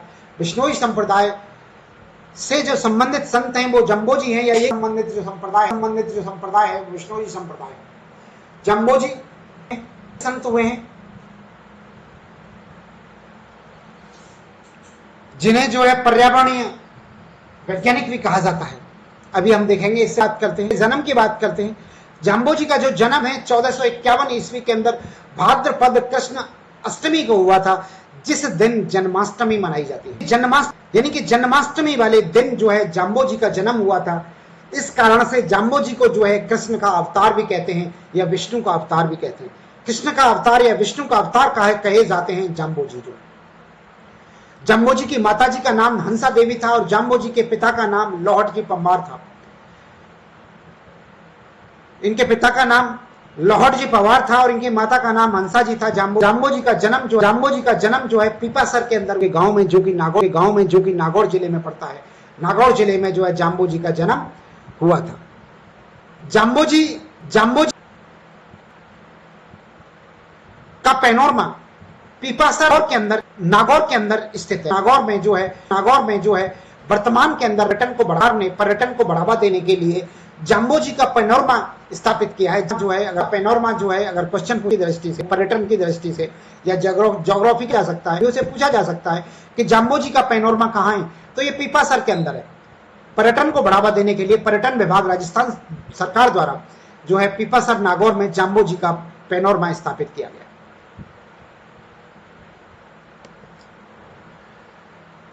जाम्बोजी जो है वैज्ञानिक संत कहे जाते हैं। जाम्बोजी के बारे में कहा जाता है कि ये वैज्ञानिक संत हैं। जाम्बोजी को जो है पर्यावरण वैज्ञानिक संत भी कहा जाता है। ये पर्यावरणीय वैज्ञानिक संत है। जी के बारे में ऐसा भी कहा जाता है जाम्बोजी जो है विश्व में आंदोलन पर्यावरण आंदोलन के प्रथम प्रणेता हैं। जाम्बोजी के बारे में ऐसा कहा जाता है, जाम्बोजी एक ऐसे संत हुए जो विश्व में पर्यावरण आंदोलन के काम किया है, जिन्होंने काम किया है, जिन्होंने हरे वृक्षों को नहीं काटने का उपदेश दिया है, हरे वृक्षारोपण का उपदेश दिया है। और ये पहले वैज्ञानिक संत हैं, पहले पर्यावरणीय वैज्ञानिक संत जो है जाम्बोजी के बारे में कहा जाता है। विश्व के प्रथम संत हुए हैं जिन्होंने हरे वृक्षों को नहीं काटने का तथा जीवों की हत्या नहीं करने का उपदेश दिया है। जाम्बोजी जो है, जाम्बोजी ने विष्णुई संप्रदाय का प्रतिपादन किया है। जाम्बोजी जी के द्वारा विष्णुई संप्रदाय का प्रतिपादन किया गया है। और इनके मूल नाम की बात करें तो इनका मूल नाम जो था धनराज का नाम जो था धनराज था। का मूल नाम जाम्बोजी का मूल नाम जो है धनराज मिलता है, धनराज नाम था जाम्बोजी का मूल नाम जो है। जाम्बोजी के बारे में 2-3 स्थल प्रमुखतया आते हैं। 3 स्थल जाम्बोजी से संबंधित हैं। पहला स्थल है पीपासर। पीपासर नागौर जिले के अंदर पड़ता है। यहां पर जाम्बोजी का जन्म हुआ था सन 1451 ईस्वी में। जाम्बोजी का पैनोरमा भी जो है पीपासर के अंदर ही है। ये 2 चीजों के लिए प्रमुख है पीपासर, जाम्बोजी से संबंधित 2 चीजें हैं। जाम्बोजी का जन्म पीपासर के अंदर हुआ था और जाम्बोजी का पैनोरमा भी पीपासर के अंदर। इसके अलावा दूसरा स्तर आता है, एक मुकाम नाम का गांव आता है, मुकाम तालवा नाम का एक गांव आता है जो कि बीकानेर जिले के अंदर पड़ता है। मुकाम तालवा नाम के गांव में जाम्बोजी की समाधि है। बिश्नोई संप्रदाय की प्रमुख पीठ है, बिश्नोई संप्रदाय के प्रधान पीठ भी इसी गांव में है, मुकाम तालवा के अंदर। और वर्ष में जो है 2 बार में फाल्गुन अमावस्या और आश्विन अमावस्या, यानी कि फागुन और कार्तिक की जो अमावस्या है, फागुन और अमावस्या की जो अमावस्या है, अश्विन जो है कार्तिक महीने को कहते हैं। कुछ जगह पर अश्विन को कार्तिक नाम से भी बुलाया जाता है, कार्तिक या कार्तिक। फाल्गुन या अश्विन अमावस्या को जो है यहां पर वर्ष में 2 बार मेला लगता है मुकाम तालवा के अंदर, जो कि बीता है मुकाम के अंदर जाता है मुकाम तालवा। यहाँ पे जाम्बोजी की समाधि और जाम्बोजी की प्रमुख पीठ है। 2 वर्ष में मेले लगते हैं, फाल्गुन अमावस्या और अश्विन अमावस्या को। जो कार्तिक नहीं, क्वार कहते हैं, सॉरी, अश्विन को क्वार कहते हैं, क्वार कहते हैं। कार्तिक बोल गया मैं, अभी कार्तिक बोल गया। कार्तिक तो अभी एक अलग महीना होता है, क्वार नाम से जानते हैं अश्विन को। और एक तीसरा स्थल भी आता है जो कि जाम्बोजी से संबंधित है, और वो तीसरा स्थल है समराथल धौरा, या इसे धौंक धौरा भी कहते हैं। समराथल धौरा या धौंक धौरा के नाम से जानते हैं। ये भी बीकानेर जिले के अंदर आता है। 3 स्थल जो है मुख्यतया जाम्बोजी से संबंधित है। और ये समराथल धौरा या धौंक धौरा है, यहां पर जो है जाम्बोजी ने तपस्या करी थी। जाम्बोजी को ज्ञान की प्राप्ति इसी स्थल पर हुई थी। और जाम्बोजी ने प्रथम उपदेश जो है इसी समराथल धौरे बिश्नोई और बिश्नोई संप्रदाय प्रतिपादन भी यहीं पर इन्होंने किया था। यानी कि कुल मिला के ये कह सकते हैं जाम्बोजी संप्रदाय से संबंधित 3 स्थान है। दोबारा देख लें, जाम्बोजी संबंधित या जाम्बोजी से संबंधित हमें केवल 3 स्थान याद रखने हैं। पहला स्थान पीपासर, जहां जाम्बोजी का जन्म हुआ था और जाम्बोजी का पैनोरमा है। दूसरा स्थान मुकाम तालवा, ये बीकानेर जिले के अंदर आता है। यहाँ पर जाम्बोजी की समाधि बनी हुई है, जाम्बोजी की प्रमुख पीठ है। और 2 बार वर्ष में मेले लगते हैं, फाल्गुन अमावस्या को और अश्विनी अमावस्या को 2 बार वर्ष में मेले लगते हैं मुकाम तालवा, जिला बीकानेर के अंदर। और तीसरा स्थान है, वो तीसरा स्थान है समराथल धौरा गांव या धौंक धौरा गांव। दोनों एक ही गांव के नाम है, एक ही गांव के 2 नाम है, समराथल धौरा या धौंक धौरा। ये भी बीकानेर जिले के अंदर आता है। और यहाँ पर जो है जाम्बोजी ने तपस्या करी थी, जाम्बोजी को ज्ञान की प्राप्ति हुई थी, जाम्बोजी ने प्रथम उपदेश दिया था। और जाम्बोजी ने जो है वैष्णोई संप्रदाय का प्रतिपादन भी इसी स्थान पर किया था। इसके बाद में हम बात करते हैं वैष्णोई संप्रदाय के अंदर 20 प्लस 9 यानी कि 29 नियम बनाए गए हैं। 9 होने की वजह से इसका नाम 20 यानी कि 20 9 बिश्नोई, बिश्नोई, 20+9 यानी कि 29 नियमों को मानने वाले। इन 29 नियमों में कुल मिलाकर 120 शब्द हैं। 29 नियमों के अंदर 20+9 शब्दों के अंदर तथा 120 शब्दों वाला संप्रदाय है बिश्नोई संप्रदाय। बिश्नोई संप्रदाय के अंदर 29 नियम और 120 शब्द हैं। जाम्बोजी के उपदेशों को साथरी कहा जाता है। ध्यान रहे, जाम्बोजी के जाता है, जाम्बोजी के उपदेशों को साथरी कहा जाता है। और इस संप्रदाय में खेजड़ी तथा हिरण को सबसे अधिक पवित्र माना जाता है। जाम्बोजी संप्रदाय के अंदर जो है खेजड़ी और हिरण को जो है पवित्र माना जाता है, अधिक पवित्र माना जाता है। इनके प्रमुख ग्रंथों की बात करें, जाम्बोजी के प्रमुख ग्रंथ जो हैं जामवाणी, गुरुवाणी या वेदवाणी या शब्दवाणी। एक ग्रंथ के ये सब नाम है, जामवाणी, गुरुवाणी, वेदवाणी या शब्दवाणी। इसके अलावा जंब सागर, जंब सागर, इस जंब सागर के अंदर 29 नियमों का उल्लेख मिलता है। इसके अलावा जंब संहिता और जंब गीता, जंब गीता को जो है 5वां वेद में 5वां वेद कहा जाता है। बिश्नोई धर्म के अंदर जंब गीता को कहता है। इसके अलावा बिश्नोई धर्म प्रकाश भी जो है इनके प्रमुख ग्रंथ हैं। जाम्बोजी के प्रमुख ग्रंथों को देखें तो जाम्बोजी के प्रमुख ग्रंथ हैं जंबवाणी या गुरुवाणी, जंब सागर, जंब संहिता, जंब गीता, बिश्नोई धर्म प्रकाश। जंब सागर के अंदर 29 नियम लेख मिलता है, जबकि जंब गीता को बिश्नोई संप्रदाय के लोग जो हैं 5वां वेद कहते हैं। साथरिया, साथरिया पूछा जाता है, साथरिया क्या? तो साथरिया जो है जाम्बोजी ने जिस स्थान पर बैठ के उपदेश दिए थे उस स्थान को जो है साथरिया कहा जाता है। जाम्बोजी ने बैठकर जिस स्थान पर जो है उपदेश दिए थे उस स्थान को सांथरिया कहा जाता है और जाम्बोजी के उपदेशों को सांथर कहा जाता है। जाम्बोजी के उपदेशों को सांथर कहा जाता है। जाम्बोजी ने जिस स्थान पर बैठ के उपदेश दिए उन उपदेशों को सांथरिया कहा जाता है। ये ध्यान रखना बहुत इंपॉर्टेंट बात है। सांथर दिए गए उपदेश द्वारा दिए गए उपदेश और सांथरिया जिस स्थान पर बैठकर जो उपदेश दिए गए वो सांथरिया कहलाता है। आगे चलते हैं, पूजा चिन्ह करते हैं। पूजा चिन्ह की, जाम्बोजी के पूजा चिन्ह क्या हैं? तो जाम्बोजी की टोपी को पूजा जाता है। जाम्बोजी को टोपी को पूजा जाता है और इसको मुकानेर के अंदर आता है। बीकानेर के अंदर मुकाम कहता है, मुकाम नाम के स्थान पर जो है, मुकाम नाम के स्थान पर जाम्बोजी की टोपी को पूजा जाता है। जबकि जाम्बोजी के खड़ाऊ को पीपासर नाम के स्थान पर पूजा, खड़ाऊ को, जाम्बोजी के खड़ाऊ को, खड़ाऊ दो तरह की होती हैं। एक खड़ाऊ तो वो है जिसे पैरों में चप्पलों की भांति पहना जाता है, जिसे कहते हैं उसे भी खड़ाऊ कहते हैं। वैसे इसको पादुका भी कहते हैं, चरण पादुका भी कहते हैं और खड़ाऊ शब्द से भी जानते हैं।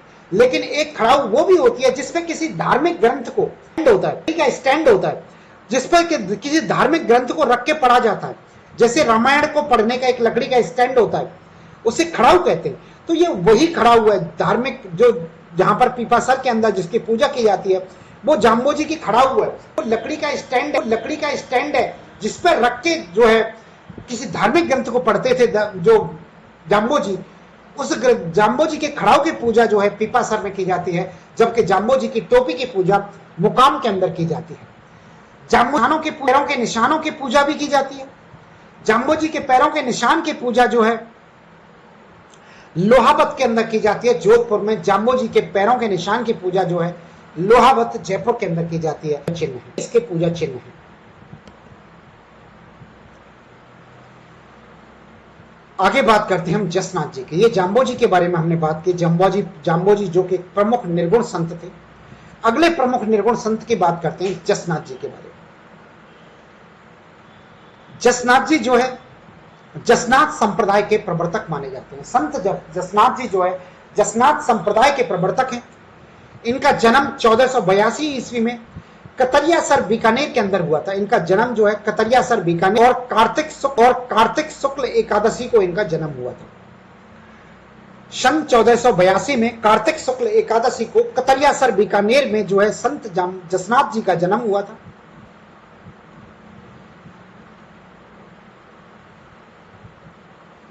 तालाब, डाबला तालाब में जो है हम्बीर जी जाट तथा रूपा दे को जसनाथ जी तैरते हुए मिले थे।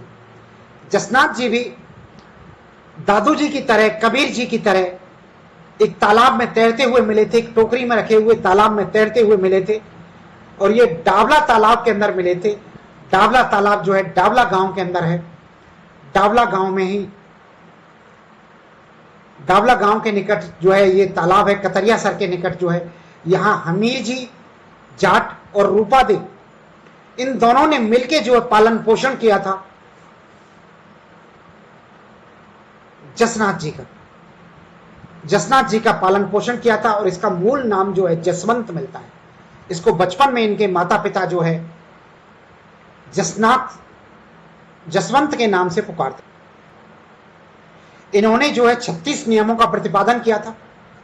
36 नियम और 150 शब्द बनाए थे। 36 नियमों में 150 शब्द थे।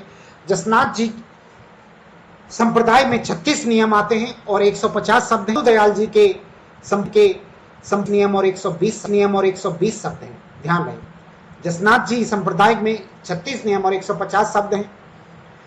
पवित्र वस्तुओं की बात करें तो जसनाथ जी संप्रदाय में ऊन का धागा, मोरपंख, जाल का वृक्ष, इनको पवित्र माना जाता है। ये पवित्र वस्तुएं धागा, मोरपंख और जाल का वृक्ष जो है जसनाथ संप्रदाय में पवित्र वस्तु माने जाते हैं।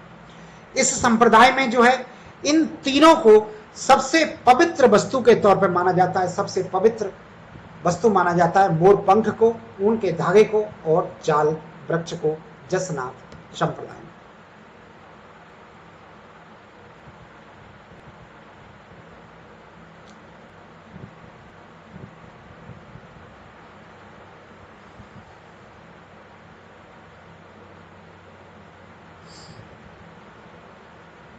हाँ जी, जसनाथ संप्रदाय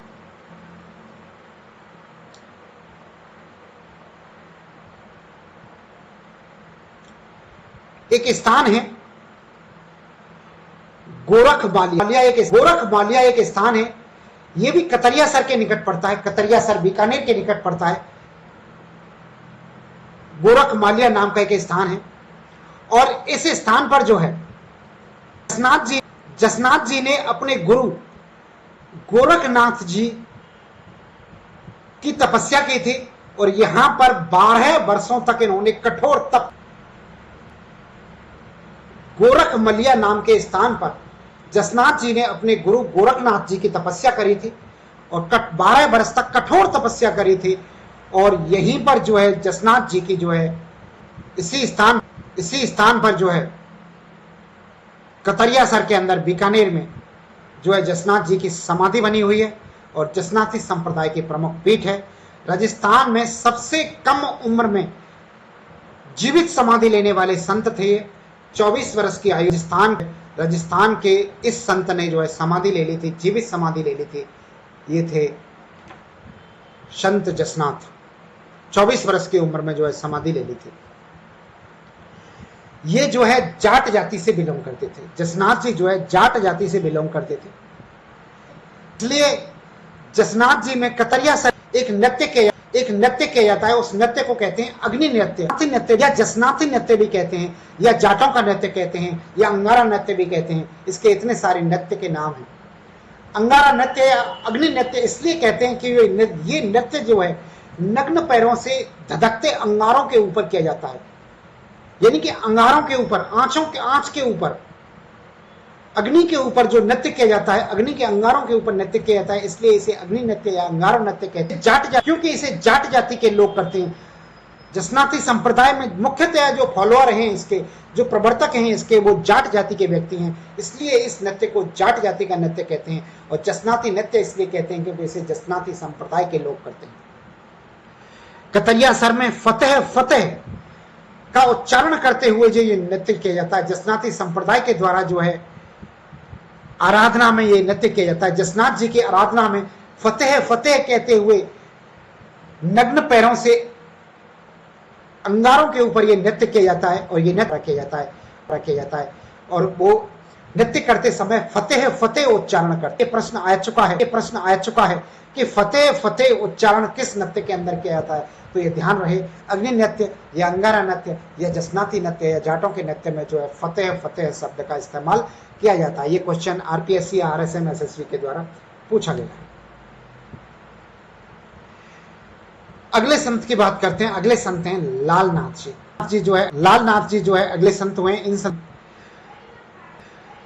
लालनाथ जी जो है चोकनाथ जी के तथा सवाई राम जी जसनाती संप्रदाय में प्रमुख संत हुए थे। इसी जसनाती संप्रदाय का ही टॉपिक चल रहा है, सॉरी। अभी जसनाती संप्रदाय के अंदर जो प्रमुख संत हुए थे वो लालनाथ जी, चोकनाथ जी तथा सवाई राम संत जो है जसनाती संप्रदाय के प्रमुख संत थे। और जियो जी जो है जसनाती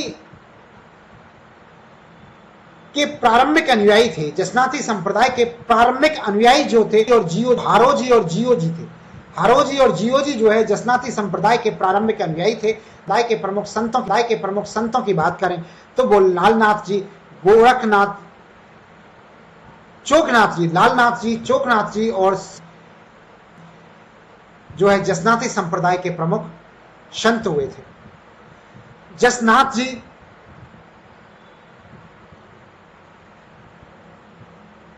ने लोहा पांगल नाम के तांत्रिक का अभिमान नष्ट करके जो है उसे ज्ञान का जसनाथ जी ने लोहा पांगल नाम के तांत्रिक का अभिमान नष्ट किया था और उसे ज्ञान का उपदेश भी दिया था उसे।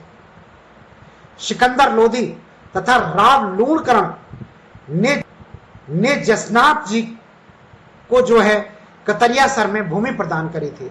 सिकंदर लोधी भारत के सम्राट उस समय सिकंदर लोधी और राव लूणकरण, यानी कि ये कह सकते हैं सिकंदर लोधी और राव लूणकरण के समकालीन थे जसनाथ जी। इन्होंने जो है जसनाथ जी को कतरिया सर में भूमि प्रदान करी थी उनके आश्रम के लिए। और जसनाथ जी संप्रदाय में जो है जाट जाति के लोग जो है सर्वाधिक अनुयायी के तौर पर होते हैं।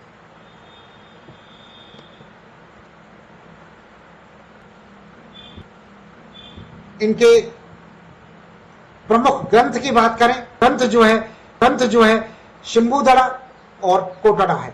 जसनाथ जी के प्रमुख ग्रंथों की बात करें तो शंभुदड़ा और कोटड़ा इनके प्रमुख ग्रंथ हैं। शंभुदड़ा और कोटड़ा ये प्रमुख ग्रंथ हैं जसनाथ जी के। इसके आगे हम बात करते हैं अब संत रामदास जी के। संत रामदास जी को जो है ने जो गुदड़ संप्रदाय की स्थापना करी थी, इन्हें गुदड़ संप्रदाय का प्रवर्तक कहा जाता है संत रामदास जी को। संत रामदास जी गुदड़ संप्रदाय के प्रवर्तक थे। इन्होंने गुदड़ संप्रदाय की स्थापना करी थी। इनकी प्रमुख पीठ जो है दांतेड़ा भीलवाड़ा के अंदर है। दांतेड़ा गांव भीलवाड़ा के अंदर जो है इनकी प्रमुख पीठ है। संत रामदास जी के द्वारा जो है गुदड़ी ओढ़ने के कारण गुदड़ी संप्रदाय कहा जाने लगा। संत रामदास जी जो है गुदड़ी ओढ़ते थे। गुदड़ी कहते हैं कपड़े का बना बिस्तर। एक कपड़े के पहले ऐसे आज की तरह से दरी या गद्दे नहीं हुआ करते थे। पहले कपड़े से ही अपना बिछौना बनाते थे जिसे बिछा के सोते थे या ओढ़ते थे और उस बिछौने को ही जो है संत रामदास जी ओढ़ लिया करते थे, तो इसलिए उसे गुदड़ी कहा जाता था। गुदड़ी ओढ़ने के कारण जो है संत रामदास के संप्रदाय को जो है गुदड़ी संप्रदाय कहा गया था। इसके अलावा अगला संप्रदाय है वो है अरवली। इसके प्रवर्तक जो है लालगिरी माने जाते हैं। इनका जन्म चूरू जिले में हुआ है। इनकी प्रमुख पीठ जो है बीकानेर के जूनागढ़ दुर्ग के अंदर है। जूनागढ़ के सामने, बीकानेर के जूनागढ़ दुर्ग के सामने रहते थे और वहीं पर इनकी प्रमुख पीठ है। और इनका प्रमुख ग्रंथ का नाम है अलख स्तुति प्रकाश। इनके प्रमुख ग्रंथ का नाम है अलख स्तुति प्रकाश। ये से संबंधित संत हैं लालगिरी जी। लालगिरी जी जो है चूरू के अंदर है, बीकानेर के जूनागढ़ दुर्ग के सामने जो है इनका आश्रम था, इनकी प्रमुख पीठ थी और इनका जो ग्रंथ का नाम है वो है अलख स्तुति प्रकाश। और इन्होंने जो है अरवलिया संप्रदाय की स्थापना करी थी। इसके बाद नवल संप्रदाय की, और नवल संप्रदाय के जो प्रवर्तक हैं वो नवलदास जी को माना जाता है। नवलदास जी के द्वारा नवल संप्रदाय की स्थापना की गई थी और इनका संबंध जो है हरसौलाव गांव नागौर से, हरसौलाव गांव नागौर से जो है नवलदास जी का संबंध है। इन्होंने नवल संप्रदाय की स्थापना करी थी और प्रमुख पीठ और यह मुख्य मंदिर इनका जो है जोधपुर के अंदर है। इनके उपदेश नवलेश्वर अनुवाणी के अंदर है। नवलेश्वर अनुवाणी के अंदर इनके उपदेश संकलित हैं और इस ग्रंथ में जो है नवलदास जी के जो उपदेश संग्रहित हैं, ईश्वर नवलेश्वर अनुवाणी के अंदर जो है सम्मिलित जी के ग्रंथ सम्मिलित हैं। इनके मुख्य पीठ जोधपुर में है और नवलदास जी जो है हरसौला नागौर में इनका जन्म हुआ था। अगले संप्रदाय की बात करते हैं तो अगला संप्रदाय परनामी संप्रदाय। कुछ छोटे छोटे संप्रदाय इनके बारे में मुख्यतः बस यही पूछा जाएगा ये इनका संबंध कहां से है। तो परनामी संप्रदाय का प्रवर्तक जो है प्राणनाथ जी। प्राणनाथ जी के द्वारा परनामी संप्रदाय की स्थापना की गई। प्राणनाथ जी का जन्म जो है जामनगर के अंदर हुआ था। जामनगर गुजरात राज्य में आता है। जामनगर गुजरात में जो है जन्म हुआ। नाथ जी का जन्म हुआ। परनामी संप्रदाय की स्थापना करी थी। इनके प्रमुख पीठ पन्ना शहर के अंदर है, मध्य प्रदेश में। पन्ना शहर मध्य प्रदेश में इनकी प्रमुख पीठ है और राजस्थान में इस संप्रदाय की जो प्रमुख पीठ है वो जयपुर के अंदर है। राजस्थान में इस संप्रदाय की यानी कि परनामी संप्रदाय की जो प्रमुख पीठ है जयपुर के अंदर आते हैं। राजस्थान के अंदर इनकी प्रमुख पीठ जो आती है। बात करते हैं राजाराम संप्रदाय। राजाराम संप्रदाय के प्रवर्तक जो है राजा राम जी थे, या ये कह सकते हैं राजा राम जी द्वारा राजाराम संप्रदाय की जो है स्थापना की गई। ये संत भी ऐसे थे जो वृक्षारोपण करते थे। वृक्षारोपण करने तथा हरे वृक्षों को नहीं काटने पर बल देते थे। ये भी एक ऐसे वृक्ष संत थे। ऐसे संत या तो जाम्बोजी हुए थे या राजा राम जी हुए थे जिन्होंने हरे वृक्षों को नहीं काटने का संदेश दिया था और वृक्षारोपण करने का संदेश देने वाले संत जो थे वो राजा राम जी थे। इन्होंने जो है संप्रदाय की जो है स्थापना करी थी। इसके आगे हम अगले संप्रदाय की बात करते हैं तो वो आता है लालदासी संप्रदाय। लालदासी संप्रदाय जो है लालदास जी के द्वारा स्थापित किया गया था, या कह सकते हैं लालदास जी संप्रदाय से संबंधित संप्रदाय लालदास संप्रदाय है और इन्होंने जो है लालदासी संप्रदाय की स्थापना करी थी। लालदास जी जो है मेव जाति मुसलमान थे तथा इनके गुरु का नाम जो है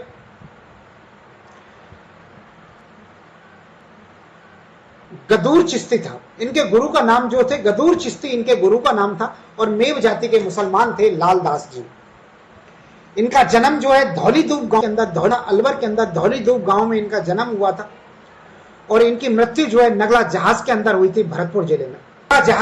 नगला जहाज बयाना भरतपुर के अंदर इनकी मृत्यु हुई थी। बयाना के नजदीक है नगला जहाज में पड़ता है, बयाना तहसील में पड़ता है। यहाँ पर इनकी मृत्यु हुई थी लालदास जी की और इनकी समाधि जो है शेरपुर गांव में बनी हुई है, अलवर के अंदर। शेरपुर गांव में अलवर के अंदर बनी हुई है इनकी समाधि जो है लालदास जी की समाधि। इनके उपदेशों की बात करें, उपदेश या रचनाओं की बात करें तो इनके उपदेश जो है लालदास जी की वाणी नाम है। इनकी रचना है लालदास जी की वाणी। लालदास जी की वाणी नाम के ग्रंथ में जो है लालदास जी के उपदेश हैं।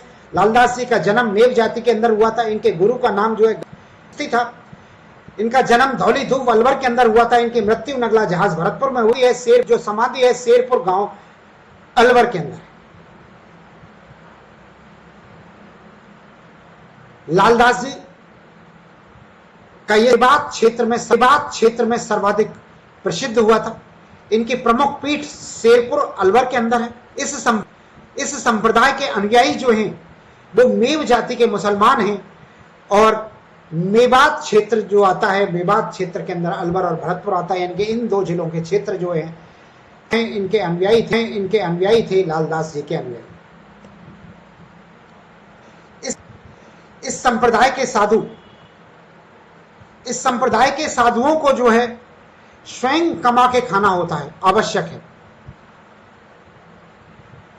और ये इस संप्रदाय के जो साधु हैं मुख्यतः कृषि करते हैं, क्योंकि कृषि करके जो है अनाज पैदा करते हैं, तब ये अपना पालन पोषण करते हैं। इस संप्रदाय के साधु भीख नहीं मांगते। लालदासी संप्रदाय के साधुओं के बारे में एक क्वेश्चन आ चुका है कि कौन से संप्रदाय के साधु स्वयं कमा के खाते हैं, तो उत्तर था लालदासी संप्रदाय। ये भी प्रश्न पूछ चुकी है आरपीएस एसएसबी, इस क्वेश्चन को भी पूछ चुके हैं, इसलिए ध्यान रखना है इस लाइन का भी कि इस संप्रदाय के साधुओं को स्वयं कमा के खाना होता है। इस संप्रदाय के साधु कृषि करते हैं, कोई व्यवसाय करते हैं। इस संप्रदाय के साधु जो है व्यवसाय गतिविधियों से जुड़े रहते हैं। इस संप्रदाय के साधु जो है इस संप्रदाय में ध्यान, योग तथा समाधि के स्थान पर जो है राम नाम के स्मरण पर बल दिया गया था। लालदास जी जो है मूलतः मुसलमान थे, मेव जाति के लोग थे, लेकिन इन्होंने जो है योग, ध्यान और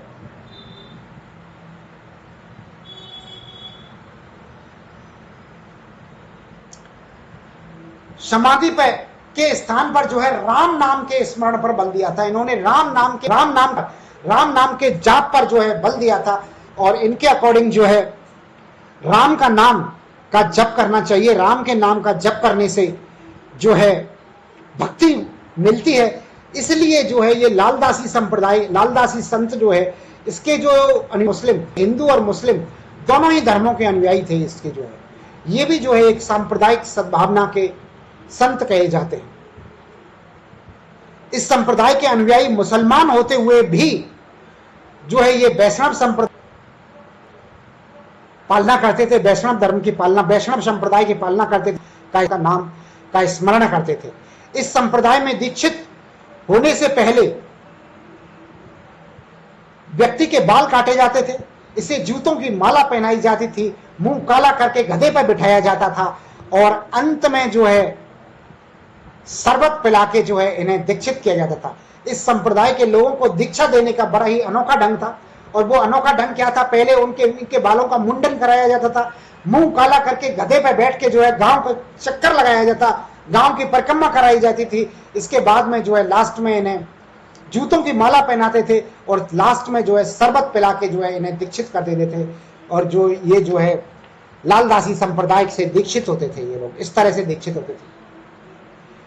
एक अगला प्रमुख संप्रदाय और आता है राम स्नेही संप्रदाय। इसके बारे में भी इसमें से भी काफी प्रश्न पूछे जाते हैं। और राम स्नेही संप्रदाय वो संत रामचरण जी थे। रामचरण जी के द्वारा राम स्थापना की गई थी। रामचरण जी का जन्म 1720 ईस्वी में सौठा गांव के अंदर हुआ था। टोंक के अंदर सौठा गांव में 1720 ईस्वी में इनका जन्म हुआ था। इनकी माता का नाम देवी था और इनके पिता का नाम वक्ताराम था। वक्ताराम विजयवर्गीय इनके पिता का नाम था। इनका जन्म वैश्य परिवार के अंदर हुआ था और 17 वर्ष की आयु में जो है ये कठोर तपस्या करना प्रारंभ कर दी थी। इन्होंने 17 वर्ष की अल्प आयु में कठोर तपस्या करना प्रारंभ कर दिया था। इनके बचपन का नाम जो है वो राम किशन था। राम क्या कहें, इनके बचपन का नाम था रामचरण जी के बचपन का नाम जो राम किशन या रामचरण था। और इनके गुरु का नाम जो है कृपा राम जी, जो कि गूदड़ संप्रदाय के सदस्य थे, गूदड़ संप्रदाय के संत थे। गूदड़ संप्रदाय के जी कृपा राम जी जो इनके गुरु थे, रामचरण जी के गुरु। इस संप्रदाय में जो है भगवान राम कि भक्ति निर्गुण भाव से की जाती है, निर्गुण भाव से स्नेह के रूप में की जाती है। इस संप्रदाय के अंदर, राम स्नेही संप्रदाय के अंदर भगवान राम की भक्ति निर्गुण रूप से स्नेह के रूप में की जाती है, इसलिए इसका नाम राम स्नेही संप्रदाय पड़ा कि राम को स्नेह करो, राम को स्नेह करो। अतः इस संप्रदाय का नाम राम स्नेही संप्रदाय कहलाया था।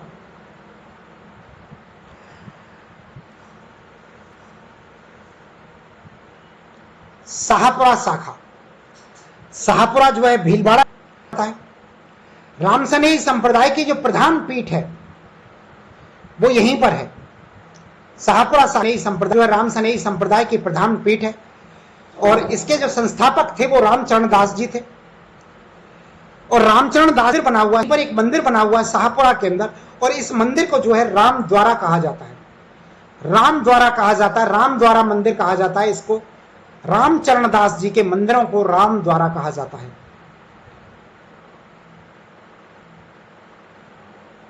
या इसको राम निवास धाम भी कहा जाता है, दूसरा नाम इसका राम निवास धाम भी है। यहीं पर जो है संत चरणदास जी की समाधि थी, क्योंकि ये निर्गुण भक्ति के संत थे। भगवान राम की मूर्ति नहीं है, राम की मूर्ति नहीं है, यहाँ संत चरणदास जी की समाधि है इस मंदिर के अंदर, यानी कि संत चरण बना हुआ है शाहपुरा भीलवाड़ा के अंदर। इसमें भगवान राम की मूर्ति नहीं है, बल्कि भगवान राम का को स्नेह भाव से जाप है, स्नेह भाव से जाप किया जाता है। यहाँ पर संत रामचरण दास जी की समाधि है। यहाँ एक मेला भी लगता है जिसे फूल डोर उत्सव के नाम से जाना जाता है, लगाया जाता है, पर्यटन विभाग की ओर से यहाँ पर एक उत्सव का आयोजित किया जाता है शाहपुरा भीलवाड़ा के अंदर। इसे फूल डोर उत्सव कहते हैं। फूल डोर उत्सव से शाह विभाग की ओर से शाहपुरा भीलवाड़ा में लगता है। ये चैत्र प्रतिपदा और द्वितीय को लगता है, 2 दिन लगता है, चैत्र कृष्ण प्रतिपदा और द्वितीय के दिन। फूल डोर मेला शाहपुरा भीलवाड़ा, पर्यटन विभाग की ओर से।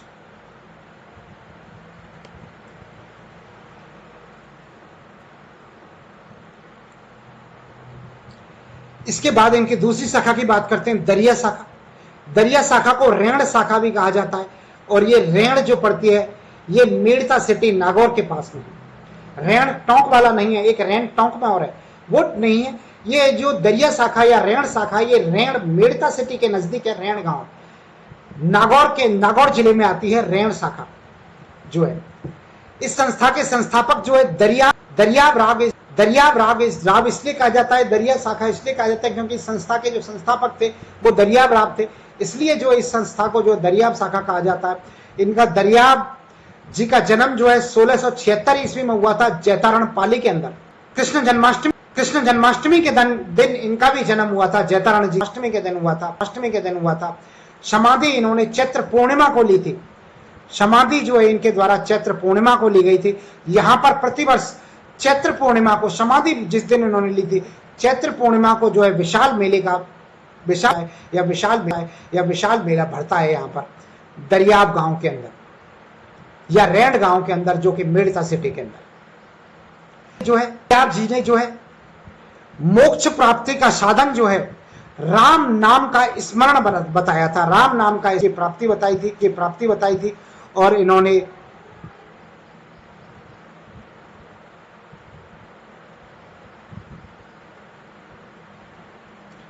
सद्भावना पर आधारित उपदेश भी दिए थे, क्योंकि इन्होंने राम नाम का संधि विच्छेद किया था। रा से मोहम्मद और माँ से मोहम्मद बताया था। राम नाम का संधि विच्छेद करके रा से राम और माँ से मोहम्मद बताया था। इस तरह से इन्होंने संत भावना के रूप में भी संदेश दिए थे। और ये संदेश देने वाले संत थे दरियाव जी, जिन्होंने के गोरख शाखा की स्थापना करी थी, या रेण शाखा। ये रेण सिटी के अंदर है, नागौर जिले में। इसके बाद अगली शाखा की बात करते हैं। अगली शाखा है खेड़वा शाखा। खेड़वा शाखा जो है खेड़वा गांव जोधपुर के अंदर है, और इस संस्था के संस्थापक जो थे वो रामदास जी थे। रामदास जी द्वारा यहाँ पर जो संस्था का संस्थापन किया गया था, संस्थापक किया था। यानी कि खेड़वा गांव जोधपुर के अंदर एक संस्था है, उसका शाखा है, उसका नाम है खेड़वा शाखा, और इसके संस्थापक थे वो रामदास जी थे। एक सिंगथल शाखा है। सिंगथल शाखा जो है बीकानेर के अंदर है। इसके संस्थापक जो है हरिराम जी थे। हरिराम जी के द्वारा सिंगतल शाखा का स्थापना की गई थी या प्रवर्तन किया गया था। इसके अलावा जयमल दास जी के द्वारा इनका संबंध यही राम सनेही संप्रदाय से है। जयमल दास जी भी जो है का संबंध भी जो है राम सनेही संप्रदाय से है। जयमल दास जी का संबंध राम सनेही संप्रदाय से। राम सनेही संप्रदाय जो है, वर्तमान में राम सनेही संप्रदाय की 4 शाखाएं हैं। जो 4 शाखा अभी हमने पढ़ी हैं, वर्तमान में राम सनेही संप्रदाय की 4 शाखाएं, इनको एट ए ग्लांस पढ़ रहे हैं। अब हम राम सनेही शाखा की पहली शाखा पढ़ी हमने शाहपुर शाखा, जो कि भीलवाड़ा जिले के अंदर है, रामचरण जी के द्वारा स्थापित की गई थी। दूसरी शाखा रेंड शाखा है, जिसे दरिया शाखा भी कहते हैं। नागौर के अंदर, ये नागौर के अंदर है, रेंड गांव में नागौर के अंदर, जिसे दरियाब जी द्वारा संस्थापित किया गया था। तीसरी शाखा जो है खेड़ा शाखा है, खेड़ा शाखा जोधपुर के अंदर है, इसे रामदास जी के द्वारा स्थापित किया गया था। चौथी शाखा सिंहथल शाखा है, और सिंहथल शाखा जो है बीकानेर के अंदर है, जिसे हरिराम जी के द्वारा स्थापित किया गया था। और ये चारों ही शाखाएं जो है राम सनेही संप्रदाय की शाखाएं हैं। राम सनेही संप्रदाय की 4 शाखाएं, इन चारों शाखाओं का नाम शाहपुरा शाखा और सिंहथल शाखा है। तो दोस्तों, ये थे हमारे राजस्थान के कुछ प्रमुख संत और संप्रदाय, इनके बारे में हमने पढ़ा। उम्मीद है आपको पसंद जरूर आया होगा। अगर पसंद आया है तो आप हमारे वीडियोस को, चैनल्स को लाइक करें, सब्सक्राइब करें। वीडियोस देखने के लिए आपका बहुत बहुत धन्यवाद। जय हिंद, जय भारत।